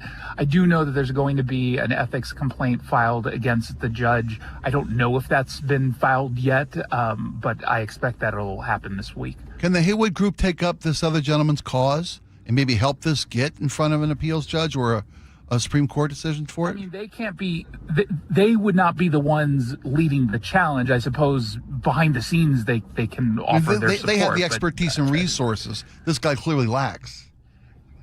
That's true, but also they were not making the argument that Arthur West was making. He was making a completely separate argument, which is why listening back to that audio is so infuriating, because he was making this case about this specific language and whether or not it was a lie. That was not Arthur West's initial legal claim that he was making in that court. That was coming from Let's Go Washington, and dare I say, a lawyer who's actually trained on the law would be able to better articulate that than a random activist. So if he had been represented by an actual attorney in this case who spoke the legal language and he knew what the ramifications were, is that the point where the judge would have asked a question, an attorney would have stepped in and said, like, hey, you know what, just to be clear here, he's not arguing that in this case, so you cannot be ruled, because the lawyer would have known he's looking for an opportunity to rule on two things simultaneously, and so we don't want to step in that landmine, right? Yeah, I mean, I can't imagine. I don't know the exact language that the lawyer would use, but it's also likely, or it would seem more likely, that question to Arthur West would not be posed to the lawyer who knows what it is he's doing. I mean, if the lawyer ended up responding in that way, and that was against the client's wishes, and that was not what the case was, the lawyer is now on the hook for potential breaches and violations for arguing something that wasn't in front of the court. And what Let's Go Washington wanted to prove later, I mean, just hours later, they were saying, listen, the initiative language that the Attorney General's office wrote for this is misleading. And this goes back to the very beginning of this whole entire income tax thing anyway, is they were saying, let's make this an emergency so that the normal referendum process doesn't take place, and it will have to go through the initiative process if anybody wants to have a say. And because it's an initiative process, it will be up to the Attorney General's office to put in the language, which is the last stopgap effort to try to change people's opinion of what's actually happening here. And so Let's Go Washington is saying, like, hey, you guys are misleading the public by saying, here's what the measure says. This is when you read your ballots, this is what it's going to say. This measure would decrease funding for public K through 12 education, higher education, including universities and community colleges, and human services, primarily healthcare. So when a normal person reads that, who maybe isn't totally dialed into all of the arguments and all the time, because normal people have normal problems. They don't have the luxury of sitting here and like diving through all of this stuff for months and months and months ahead of time, like we all are paid to do. They're going to read that, going to go like, okay, well, I like public education and I want higher education. I don't want universities and community colleges to lose money. I don't want healthcare to get underfunded. Yeah, I'm going to vote no on this. That's what the Attorney General's office is hoping happens. Yeah, it's not even misleading. It's flatly false. It is factually inaccurate what is stated there for a number of reasons. And Arthur West was kind of making that point of, if there was going to be any reduction in costs, it's because the legislature is the one making those costs. The initiative itself does not take away any funding that, by the way, as they point out, has not even been collected. Yeah. There's nothing in the income tax that says all of the money is going into human services and education. That's not what's in the law. Yeah. They would have to make, they pass legislation that says we're going to give X amount to education, the rest of it's going to the general fund. If you're arguing that general fund money could be dispersed into human service, that's the worst possible argument ever. It's beyond just merely misleading, I think, to anyone who's just being honest about this. And by the way, you can support the income tax while also acknowledging what's written in that disclosure is false. So this is the other thing that drives people crazy here. The money's not even collected until 2029. Yeah. So the argument that we're voting right now and it's going to suddenly take money away, this is not money that's even going to be collected for years. So how can they make a good faith argument that it's suddenly going to be draining the K through 12 education and healthcare on money they don't even know is going to be there in a few years, which doesn't make any sense to me. Yeah, it doesn't make sense to anyone who's just looking at this openly and objectively. Again, it is objectively false what it is they're claiming. I get why they're claiming it. To your point, it's to manipulate the vote. Yeah. And, forcing this down an initiative versus a referendum is already perverting the whole process, because they don't get to simply ask the question whether or not you support the income tax. So now you're going to have to say yes on the initiative if you are against an income tax versus just saying, no, I'm against the income tax. Isn't it strange to you guys? Like, I mean, there are a lot of people out there, and you can make a good argument for why an income tax in Washington State would be better than the current system that we have now. You look at other states. Like, I just came from a couple of income tax states where overall the tax burden is far less. Now, in Washington, that will not be the case. They're not talking about decreasing our other taxes. We have a really high sales tax. Yeah. We have really high real estate tax. We have like the highest death tax in the country. And it's just, you could make good arguments for those things. But the way that they're trying, to me, when I see this judge's reaction, which seems over the top, and again, this judge's name is Thurston County Superior Court Judge Chris Lanise. His over-the-top reaction to this seems to me to suggest that he is aware that if this was sold for what it really is, people wouldn't want it. And so it has to stay what it is right now, which seems misleading. That's just my editorial on his perspective. It doesn't seem like he wants people to have a clear understanding of what they'd be voting for. And that's why he just basically got this whole thing shut down. Unless I'm reading it completely off, which I don't think I am. No, he seems to be in support of this, and so he wants to make sure that people vote for it. It seems as simple as that. And so again, keep in mind that it would have been a different judge had Let's Go Washington. Yeah, maybe one who didn't work for Bob Ferguson. So 511,000 people signed this initiative. It's going to be on the ballot. This initiative 645. If people want to send the income tax away and they want to say, we don't want an income tax, we don't want a millionaire's tax, it starts as a millionaire's tax, but eventually turns into an income tax for everybody, what do they need to do? They just have to vote yes. I mean, the way people need to think about this and to sell it to people is that, yes, I am against the ridiculous income tax. That's in your own head. That's how you should be framing it. Vote yes against income tax. Yes, repeal.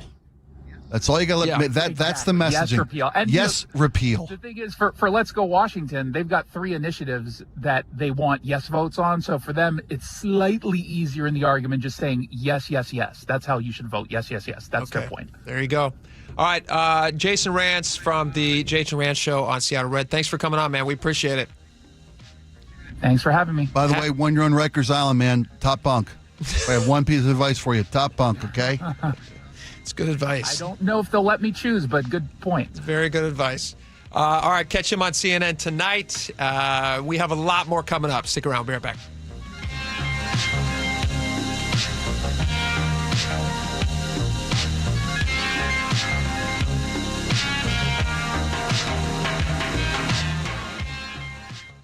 This hour is brought to you by Davis Law Group.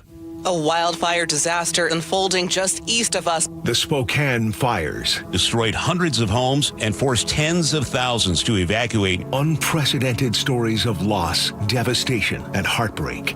It was a beautiful home. It really was. And there was a lot of terror because it's loud, it's hot. Join KIRO News Radio in doing whatever you can for our neighbors in Spokane. See how you can help at mynorthwest.com. Hey, Jake Skorheim here. There's been a rash of reports of fake contractors ripping homeowners off for roof replacements and other jobs. That's why it's so important to know the company coming to your home. And that's why I put my name behind Valentine Roofing. Every customer can expect the Valentine experience. Seamless communication, meticulous cleanup, and extra mile service. So if you think that your roof is on its last legs, if you want to beat the rain and beat the mad rush, Valentine Roofing is now offering priority scheduling for your roof replacement. That means when you call Valentine Roofing today, they can get your job started within 3 weeks of signing the agreement. And they make the process so simple for you. You can expect an estimate with transparent pricing and options that fit your needs in about an hour. Since 2008, thousands of Western Washington homeowners have chosen Valentine Roofing for their roofing needs. And just like me, you can trust them too. So call 206 Roofing to schedule your free estimate. That's 206 Roofing. And remember, when you see the red Valentine vans, you know your home is in good hands. I felt like I had pins and needles sticking into my feet, like they were on fire. Couldn't figure out what was going on and suffered with it. Very uncomfortable to try to get to sleep. So I started to do some research, and it sounded like it might be peripheral neuropathy. If you have it in your feet, it migrates up towards your knees. So I thought I better take care of this. My primary care physician was only offering me gabapentin. It's a nerve blocker, and it didn't make a difference. Maybe toned it down a little bit, but it was so painful to walk. I called Sound Pain Solutions, and right away I got a good feeling. Had my first appointment. They said, we're going to help you. We're going to get through this. So I said, okay, let's do it. I'm Dr. Mark Shelley, a chiropractic neurologist at Sound Pain Solutions. We use non-surgical, drug, and pain-free procedures that help neuropathy sufferers find relief. My husband and I went on a trip through the Panama Canal, and being able to walk was really delightful. Schedule a free consultation to learn if you qualify for our non-surgical and drug-free treatments at soundpainsolutions.com. Hey, it's Jason Rantz. If your air conditioner is barely hanging on, CM Heating has one of the best offers I've heard this summer. Right now, you can get any size high-efficiency AC system for just $179.99 a month with zero upfront costs. And here's the game changer. CM Heating's Comfort as a Service program includes lifetime repairs, annual maintenance, and even filters at no additional charge ever. Go to cmheating.com and schedule your free estimate online today. License number CMHEAHL 751LW. Guys, I'll never forget the first time I saw somebody get results at our clinic. He was an 81-year-old man who hadn't been intimate with his wife in over 8 years. Viagra had stopped working for him, and he was desperate for help. After several treatments, he walked into my office and told me he couldn't believe the results. Needless to say, this was a very happy man. This man made me a believer in what we do. He had taken pills for years, but he had never fixed the problem. When he came to us, we fixed the problem. Our treatment does what no pill can do. So give West Coast Men's Health a call today. Speak with our clinic manager. Ask him any question you like, how it works, the science behind it, and even the cost. Change your life today, like the thousands of men who already have. In addition to treating ED and Peyronie's disease, we now offer testosterone replacement therapy. With clinics in Redmond and Tacoma, call 206-519-6541. 206-519-6541. Online at westcoastmenshealth.com. This is it. These are the nights. The ones where you laugh until you can't anymore. And smile until your head hits the pillow. Where everything feels just right. Because it is. Muckleshoot Casino Resort. Must be 21 and over. Please gamble responsibly. Jane is a small business owner. Tell them what that's like, Jane. Yeah, well, it's like a roller coaster with a lot of ups and downs, and some days things can feel like they're flying off the rails. Yep, it's a lot. But the Total Solutions Advantage only from Comcast Business can help you manage it all. With the largest, fastest fiber-powered network designed for 100% reliability with business internet and wireless connect. Nice. So everything stays on track. The Total Solutions Advantage. No one does business like Comcast Business. The more solutions you add, the more you save. Get started today with a qualifying internet package for as low as $60 a month when you add an advanced solution. Plus, new customers, ask how to get up to $1,500 in prepaid cards when you add 2 lines of mobile to a qualifying gig bundle. Don't wait. Call today. Limited time offer. Restrictions apply. New customers only. 1-year agreement, paperless billing, and automatic payments with bank account required. $60 offer requires 300 meg internet, security edge, and additional qualifying service. Equipment, taxes, and fees extra. Prepaid card offers end 9/13/2026. KIRO News Radio 97.3 FM Northwest News. Now, the latest from KIRO News Radio and mynorthwest.com. Good afternoon. I'm Nate Connors. The Expo Center in Enumclaw has become ground zero for crews attacking the Grand Park 2 fire near Mount Rainier. Right now, it's at 300 acres and 0% containment. I'm Jillian Raftery. Tents have been popping up in the parking lot of the fairgrounds in Enumclaw, along with fire engines, trailers, and other infrastructure. More will arrive as the firefighting effort continues, and that means more traffic. Meanwhile, airplanes have been dropping water on the fire, which is 3 miles north of Sunrise Visitor Center. Right now, we're told there's no risk to Greenwater, but the Sunrise area is closed, and so is the White River Campground, as well as the White River Road from Highway 410 to the White River Campground, and the Sunrise Road from the White River Campground to Sunrise. Spokane Mayor Lisa Brown says hundreds of homes have been lost and thousands of people have been displaced by the wildfires. It's been a rough 10 days in Spokane. It's hard to believe that we evacuated nearly a quarter of our population in a few hours. The state has already secured a federal emergency declaration, a public health emergency. Now the governor is asking for a major disaster declaration, which will open up federal money for individuals and local governments. A spokesperson for Mark Zuckerberg says the crew of his super yacht did not ignore a call to help a stranded boat off Alaska. A small skiff ran out of fuel last week and was ultimately assisted by a nearby cruise ship. The spokesperson says Zuckerberg wasn't on board and the yacht crew was monitoring a different radio channel when the request was broadcast. The yacht launch pad was spotted in Seattle's Lake Union back in May. A record-setting gift is headed to the University of Washington. The Gates Foundation is awarding over $500 million to the Institute for Health Metrics and Evaluation. The $540.2 million donation will expand global health research, forecasting, and spending analysis. IHME Director Dr. Christopher Murray says the investment will provide more local-level health data, helping leaders identify health challenges sooner and make decisions that can improve and save lives. And now, check on your KIRO News Radio traffic, brought to you by 425 Magazine. Linwood to Seattle still hanging on at 20 minutes. Looking pretty good. You'll eventually jam up in the U District in the downtown. North 5, scattered backups from the West Seattle Bridge to the Ship Canal Bridge, up to 20 minutes now from bridge to bridge. Southbound on East Marginal Way, we've got a sizable backup heading to the First Avenue South Bridge due to a recent marine crossing. Northbound slows across the bridge. South 405, we're packed from Southeast 8th to Cold Creek Parkway. Bellevue to Renton, up to a half-hour commute. And down to the King-Pierce County line, South 5 is heavy from State Route 18 all the way past the Tacoma Dome. Federal Way to Tacoma is at 20 minutes. 425 Magazine, the East Side's magazine. Inside, outside, East Side, it's 425. Find out more at 425magazine.com. And now your weather is 76 and sunny this afternoon after we burned off those morning clouds. More morning clouds and afternoon sun breaks for tomorrow with a high near 80. Wednesday, the clouds will roll in and stick around, 74 for the high. Then mostly sunny Thursday into the weekend with highs getting back into the low 80s. Sunny and 68 in downtown Seattle. I'm Nate Connors, KIRO News Radio. Your best source for local news. You're listening to KIRO News Radio, Northwest News. All right, welcome back to the show. The Seahawks. Spike, you're a big Seahawks fan. You're huge. Have you watched any Hard Knocks yet? Yes. They've only had 1 week. Episode 2 is tomorrow. Have you see it yet? No. Okay. Oh, buddy. I've been waiting to watch it. Okay. Because when we remembered that it was a thing, my oldest son had already gone to sleep, and my wife and I were like, "Oh, he's such a massive Seahawks fan. We're gonna love it. We wanted to watch it with him. Is it it's appropriate for kids, right? Of they course, swear sometimes, maybe, but he's seen a lot worse. Yeah.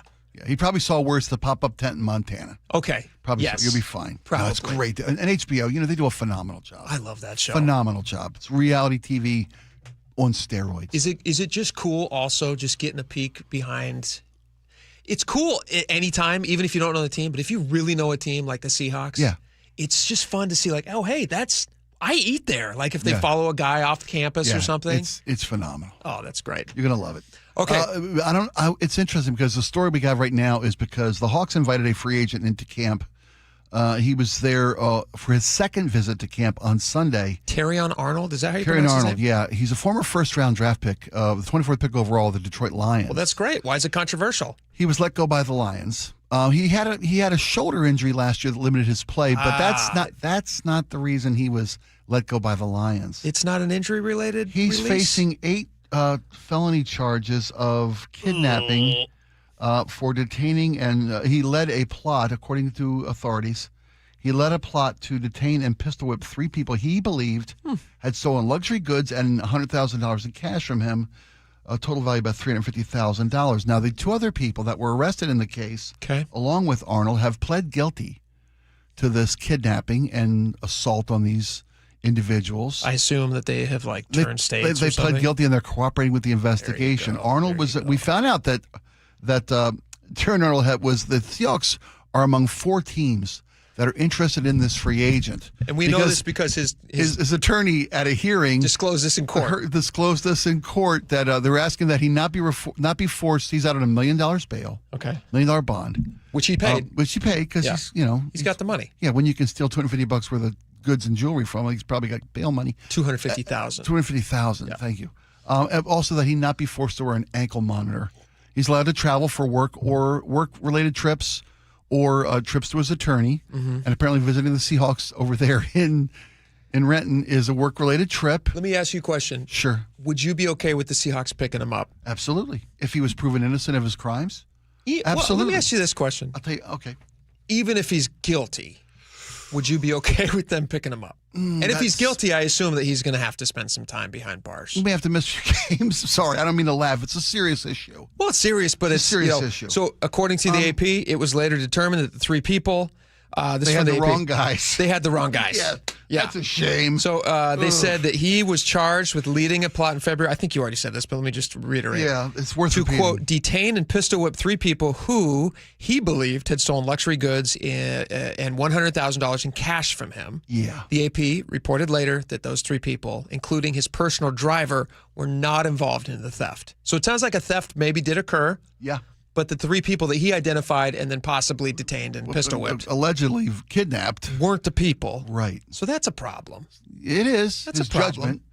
If he'd have got the right people, no, Can you I don't mean to play make with jokes. an ankle monitor? Is that going to be prohibitive in playing? I don't think it would. Guys play with like knee stuff all the time. Yeah, I think those braces they wear. I don't think it'd be a functional problem, but I think the NFL has dress code issues. Okay. Yeah, they fine you for the wrong shoes, the wrong socks. They don't want you writing political messages on your like personal stuff. I cannot imagine an ankle monitor is something that they're very excited about. Interesting though, if he's in camp and HBO's there for. Yeah, for Hard Knocks. This guy's perfect. This is the kind of thing where, like, I have a lot of grace for him because if a crime actually occurred, like they say it did, and you have hundreds of thousands of dollars worth of stuff stolen from you and a bunch of cash, and you think you might have the people, did a mistake happen? Yes. Yeah. Right? Yeah. Did he go after those people, possibly, allegedly, and get the wrong people? That might have happened. Might have happened. But he's also really good at football. He's really, really good at football. But he's not good at chasing people down off the field. We want him to chase people down on the field. We want to chase people down on the field. Off the field, not so good. Well, on the field, very good at it. Yeah. What I love most about, I'm glad they're bringing him into camp. Even if he is found that he did commit this crime, it was bad judgment of a young man.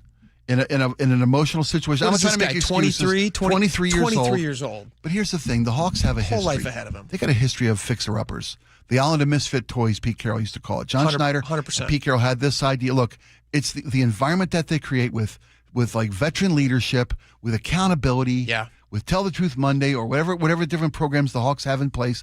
And that system is, with John Schneider still running the show, and now Mike McDonald as head coach, they still have that. Maybe they brutal could do honesty. They could do like a Felony Friday thing here, where they all talk about what they've been charged with. Frank Clark, remember Frank Clark? Yeah, of course. At Michigan, domestic violence. Frank Clark, giant man, but needed the right environment and a second chance. Sure. Marshawn Lynch, off-field antics in Buffalo. He almost washed out of the league. Yeah. He came here, and instead of trying to change guys, didn't Geno Smith get into a big fight? Geno fight? Smith had trouble. Yes. I'm not saying that you want to try to find guys with trouble. But I do like, I agree with you. Sometimes all they need is the right environment. Sometimes you need somebody who's going to step into your corner and say, hey, you know what? I believe in this young guy, even though maybe he got bad counsel in life. Maybe he's gone down the wrong road. I don't know what this guy's background is, but obviously if somebody takes $250,000 worth of stuff from you and you go and try to get it back. And $100,000 in cash. I can understand that. You get it wrong. That's why you want to call the police. And maybe he made a mistake. Yes.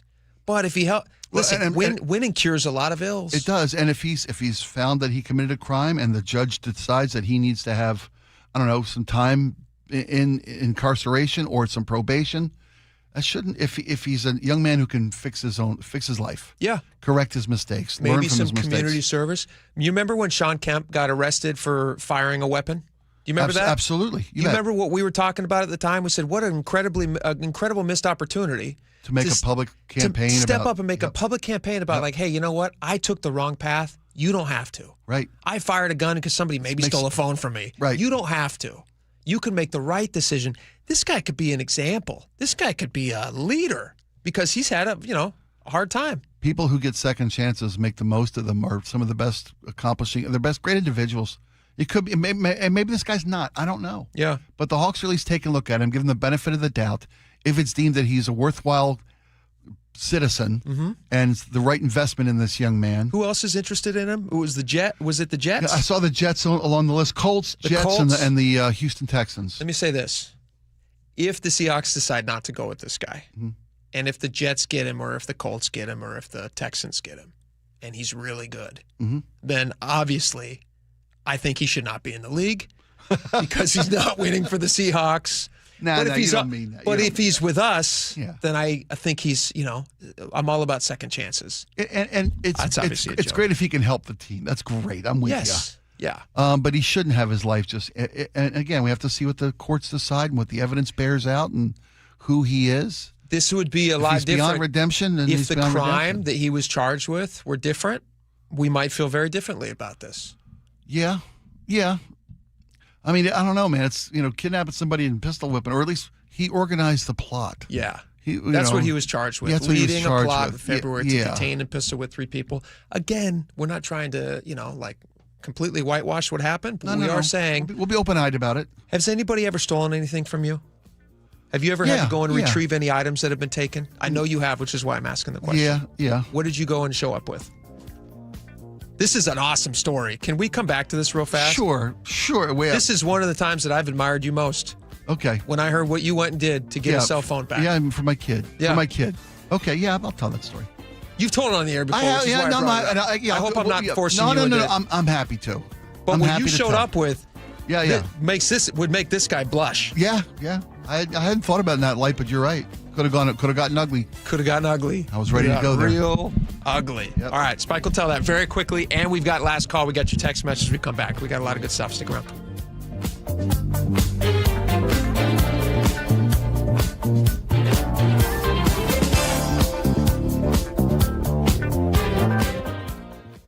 I've lived here almost my entire life. Seattle's morning news host, Charlie Harger. I love Seattle. I love that I'm able to raise my children here. Hear Charlie's 7:35 commentary every morning on Seattle's morning news. So when I see something that I think might need some attention, that's me pointing out areas of improvement. That is not me saying that Seattle is somehow bad. You can watch all of Charlie's commentaries anytime on the KIRO Newsradio YouTube channel. My name is Ann. I live in the Bay Area, and I'm 68 years old.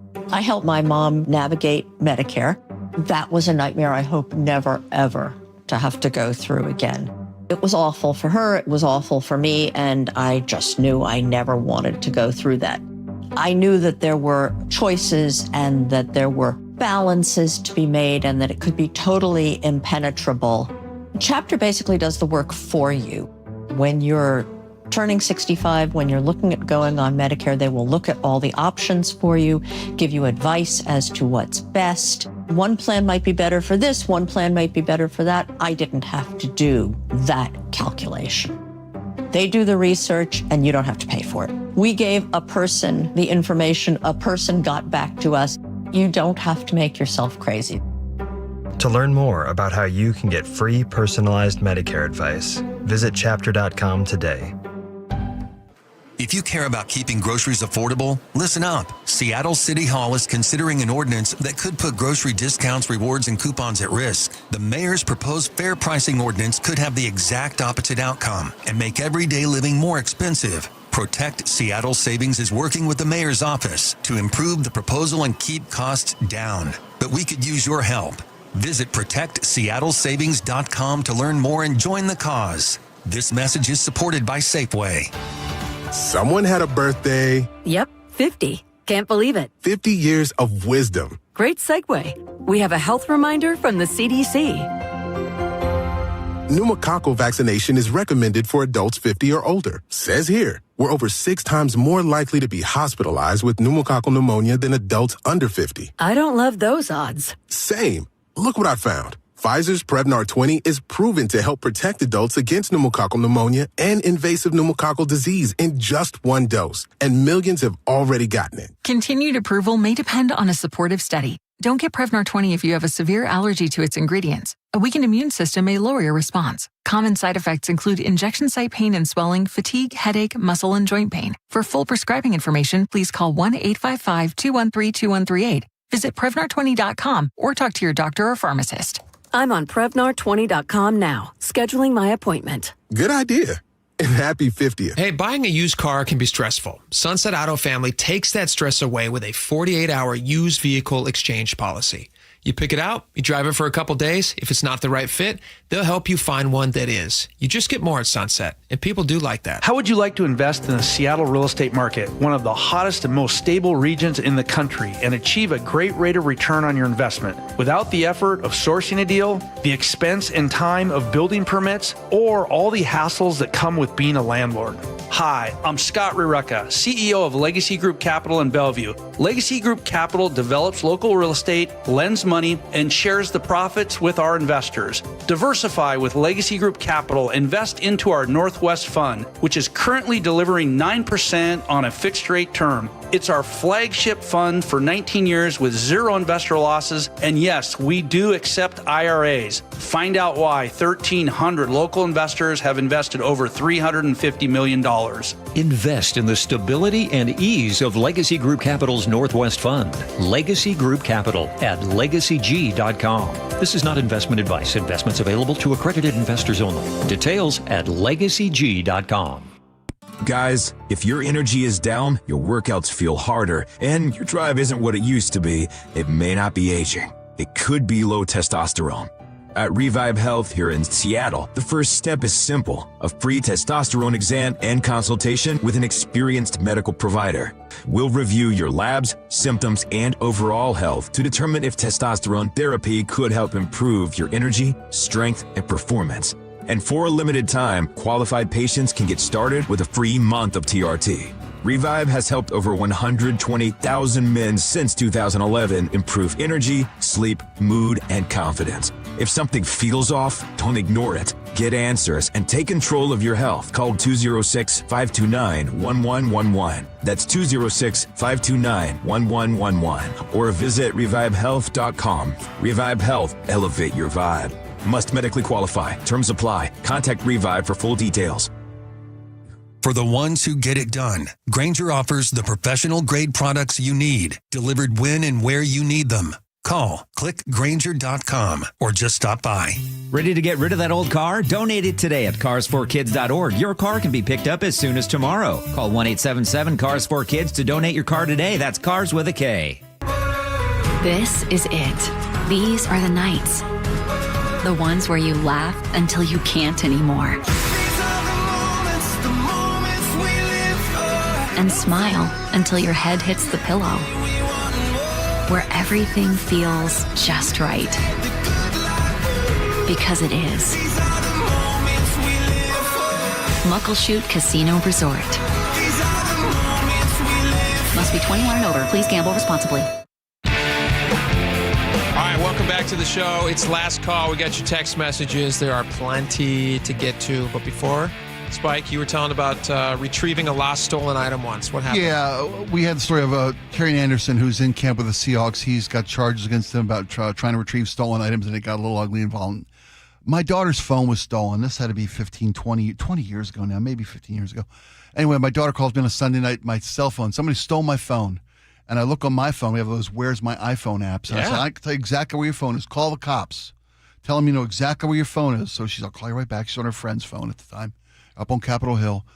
Calls back. Cops won't do anything. They don't have the resources. It's just a stolen property. Blah, blah, blah, blah, blah. She's, distraught. And I'm like, okay, don't go anywhere. And at this point, it's like Sunday night at 10 o'clock. And this is like the fourth time my kid's going to need a new phone. And I've had enough. You're tired of it. So I get on my Harley at 10 o'clock on a Sunday night. This is like October, kind of cold and dark, and put in my leathers, get on my Harley, take an ice axe, and shove it down the center of my back. It's like Walking Dead. Yeah, well, you're like Daryl. Yeah, and so I ride to cat, and I'm watching my daughter's phone move up Broadway on my phone. I'm watching it, and it stops moving, and I'm on the Harley. I'm coming south, and I see that the phone is on the grounds of a church on Capitol Hill, and it's not moving. So I pull the Harley over. I'm watching it.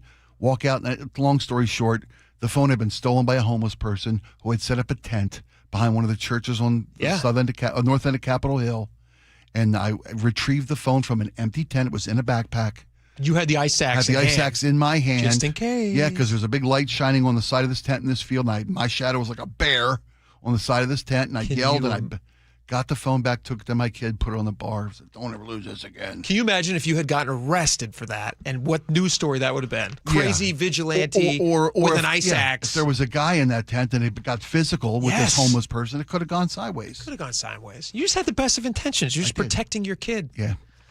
One of us. All right. Let's get to these text messages. Last call here. Laura, you want to start us off? Yeah, we got another Fashion Police text at the start of the show. What? Adam in Bonnie Lake says, is the show sponsored by Carhartt? Both guys have Carhartt shirts on Look at today. that. We both are wearing Carhartt shirts because it's good, dependable clothing. It's good stuff. Lasts Sponsorship forever. opportunity. If you want to call, we'll be glad to listen to your. Yeah, we'll talk to you about that. Good On for Jake's you. family vacation, Roger in the 206 says Rock Creek is an awesome place to fly fish. I remember 25 years ago when we go with my dad. There was an airstrip at the base of the creek. People would fly in from all over just to fish that creek. Yeah, we actually camped right next to the airstrip. It's just a phenomenal place. I highly recommend it. 425, here's a correction. We got about 1,000 people who corrected me here. Yeah, they did. There aren't any water moccasins in Montana. Those are in the south. Jeremy in North Bend says the only venomous snake in Montana is the western rattlesnake. The prairie rattler, and by the way, it swims. So, Okay, well, there you go. And I didn't know there weren't water moccasins. Yeah, all you knew was a snake But was a swimming snake at your is kid. swimming towards my kids. You should have texted me 425 when I was in Montana. Where were you then? You jerk. Thank you for the text, though. Karen in Granite Falls says, 1967, 8-year-old me, 4-year-old brother, most special memories forever. Canoes, mountain lake, fishing, tent. We hadn't graduated to the pop-up tent trailer yet. Thank you, Jake, for bringing up all those thoughts and memories. It's wonderful that your family had that time, minus the bees and snakes. Yeah, that's what makes camping. That's nice. Jake in 573 says, I went camping for my 10th birthday. The first night, I stepped on a nail that went through my right foot. The next day, I sat on some PVC pipe thing, thinking it was a seat, and I broke it. Went through my shorts. I tore up one of my butt cheeks. The next morning, I was messing around with leftover firecrackers and blew off all the skin in my right hand. Fortunately, I still have all my fingers which to type this text. I was at the point my parents decided to take me to the hospital. That was the worst birthday ever. Jake, but I'm now sorry. You got one of the best stories ever. Jakes are usually smarter than that. Let's go over to the Lloyd Center Mall closing. This ice skating rink closing in Portland where that old couple were ice skating to thousands of people. Matthew in Tacoma said, because we brought up Tanya Harding, that's where she trained when she was just a young lass. Matthew in Tacoma says, I was in Portland in 2001 and I had dinner with Tanya Harding. She was a blast. We all had a great time. She's funny as heck. Let me play this clip too, because this is fun. Oh my gosh, my audio. That would have been so much better. Let's try that again. Why?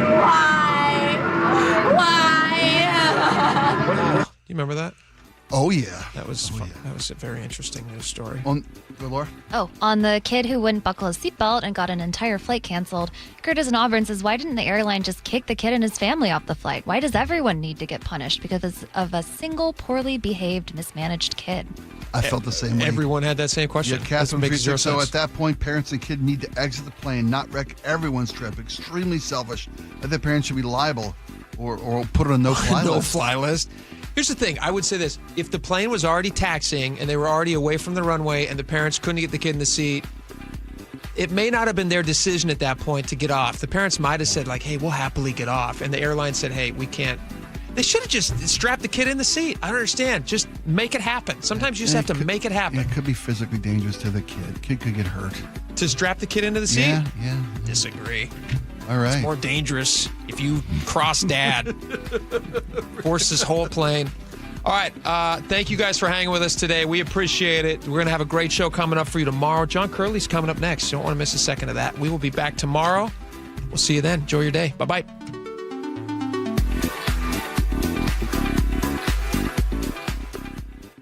KIRO News Radio, where you hear the John Curley Show, 3 to 7. Katie Wilson, people still blasting away at her. There's a great, crazy play called The Actor's Nightmare. And the play goes this way. The actor is standing backstage, and all of a sudden, the stage manager goes, "You're on." And he walks into the scene. He didn't show up at any rehearsals, and he's just there, center stage. And the nightmare is, I have no idea what my line is. Watch live or later on the John Curley Show's YouTube channel. Life can get hectic. That's why Progressive provides claim support 24/7, 365 days a year, all the time. But not like in a desperate way.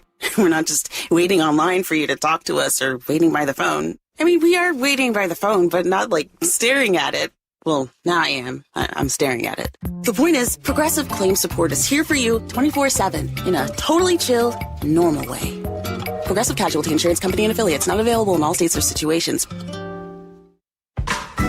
Everywhere you look, things are getting more expensive. But at Consumer Cellular, we're lowering the price for those 50 and up. Now you can get unlimited everything for just $35 a line. That's $35 a month for unlimited talk, text, and data. Switch to the carrier ranked #1 in network coverage and customer satisfaction and get unlimited everything for just $35 a month. Call 1-888-FREEDOM or visit Consumer Cellular online or in-store today.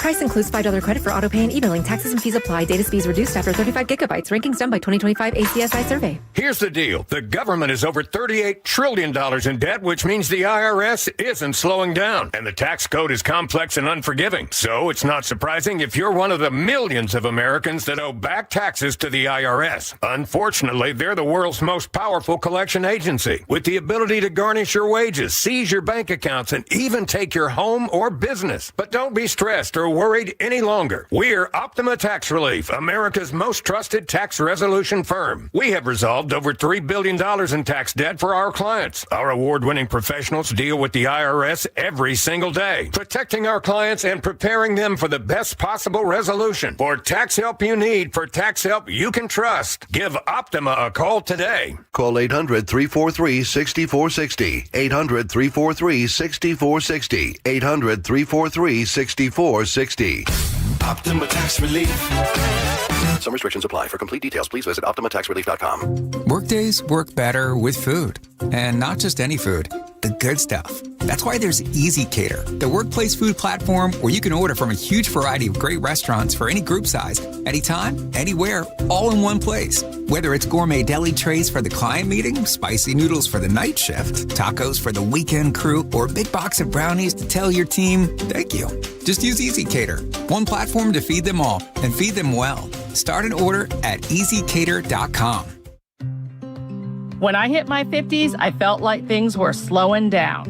This is Sandra's Metamucil story. I started taking Metamucil for digestion, but had no idea it would impact so much more. Not only did Metamucil help me feel more regular, but my heart health saw the benefits too. Metamucil, one simple routine, 4 health benefits. Digestive health starts here. Go to Metamucil.com for more details. Summer is for going big. Julio! Dead center field, solo home run, 4-0 Mariners.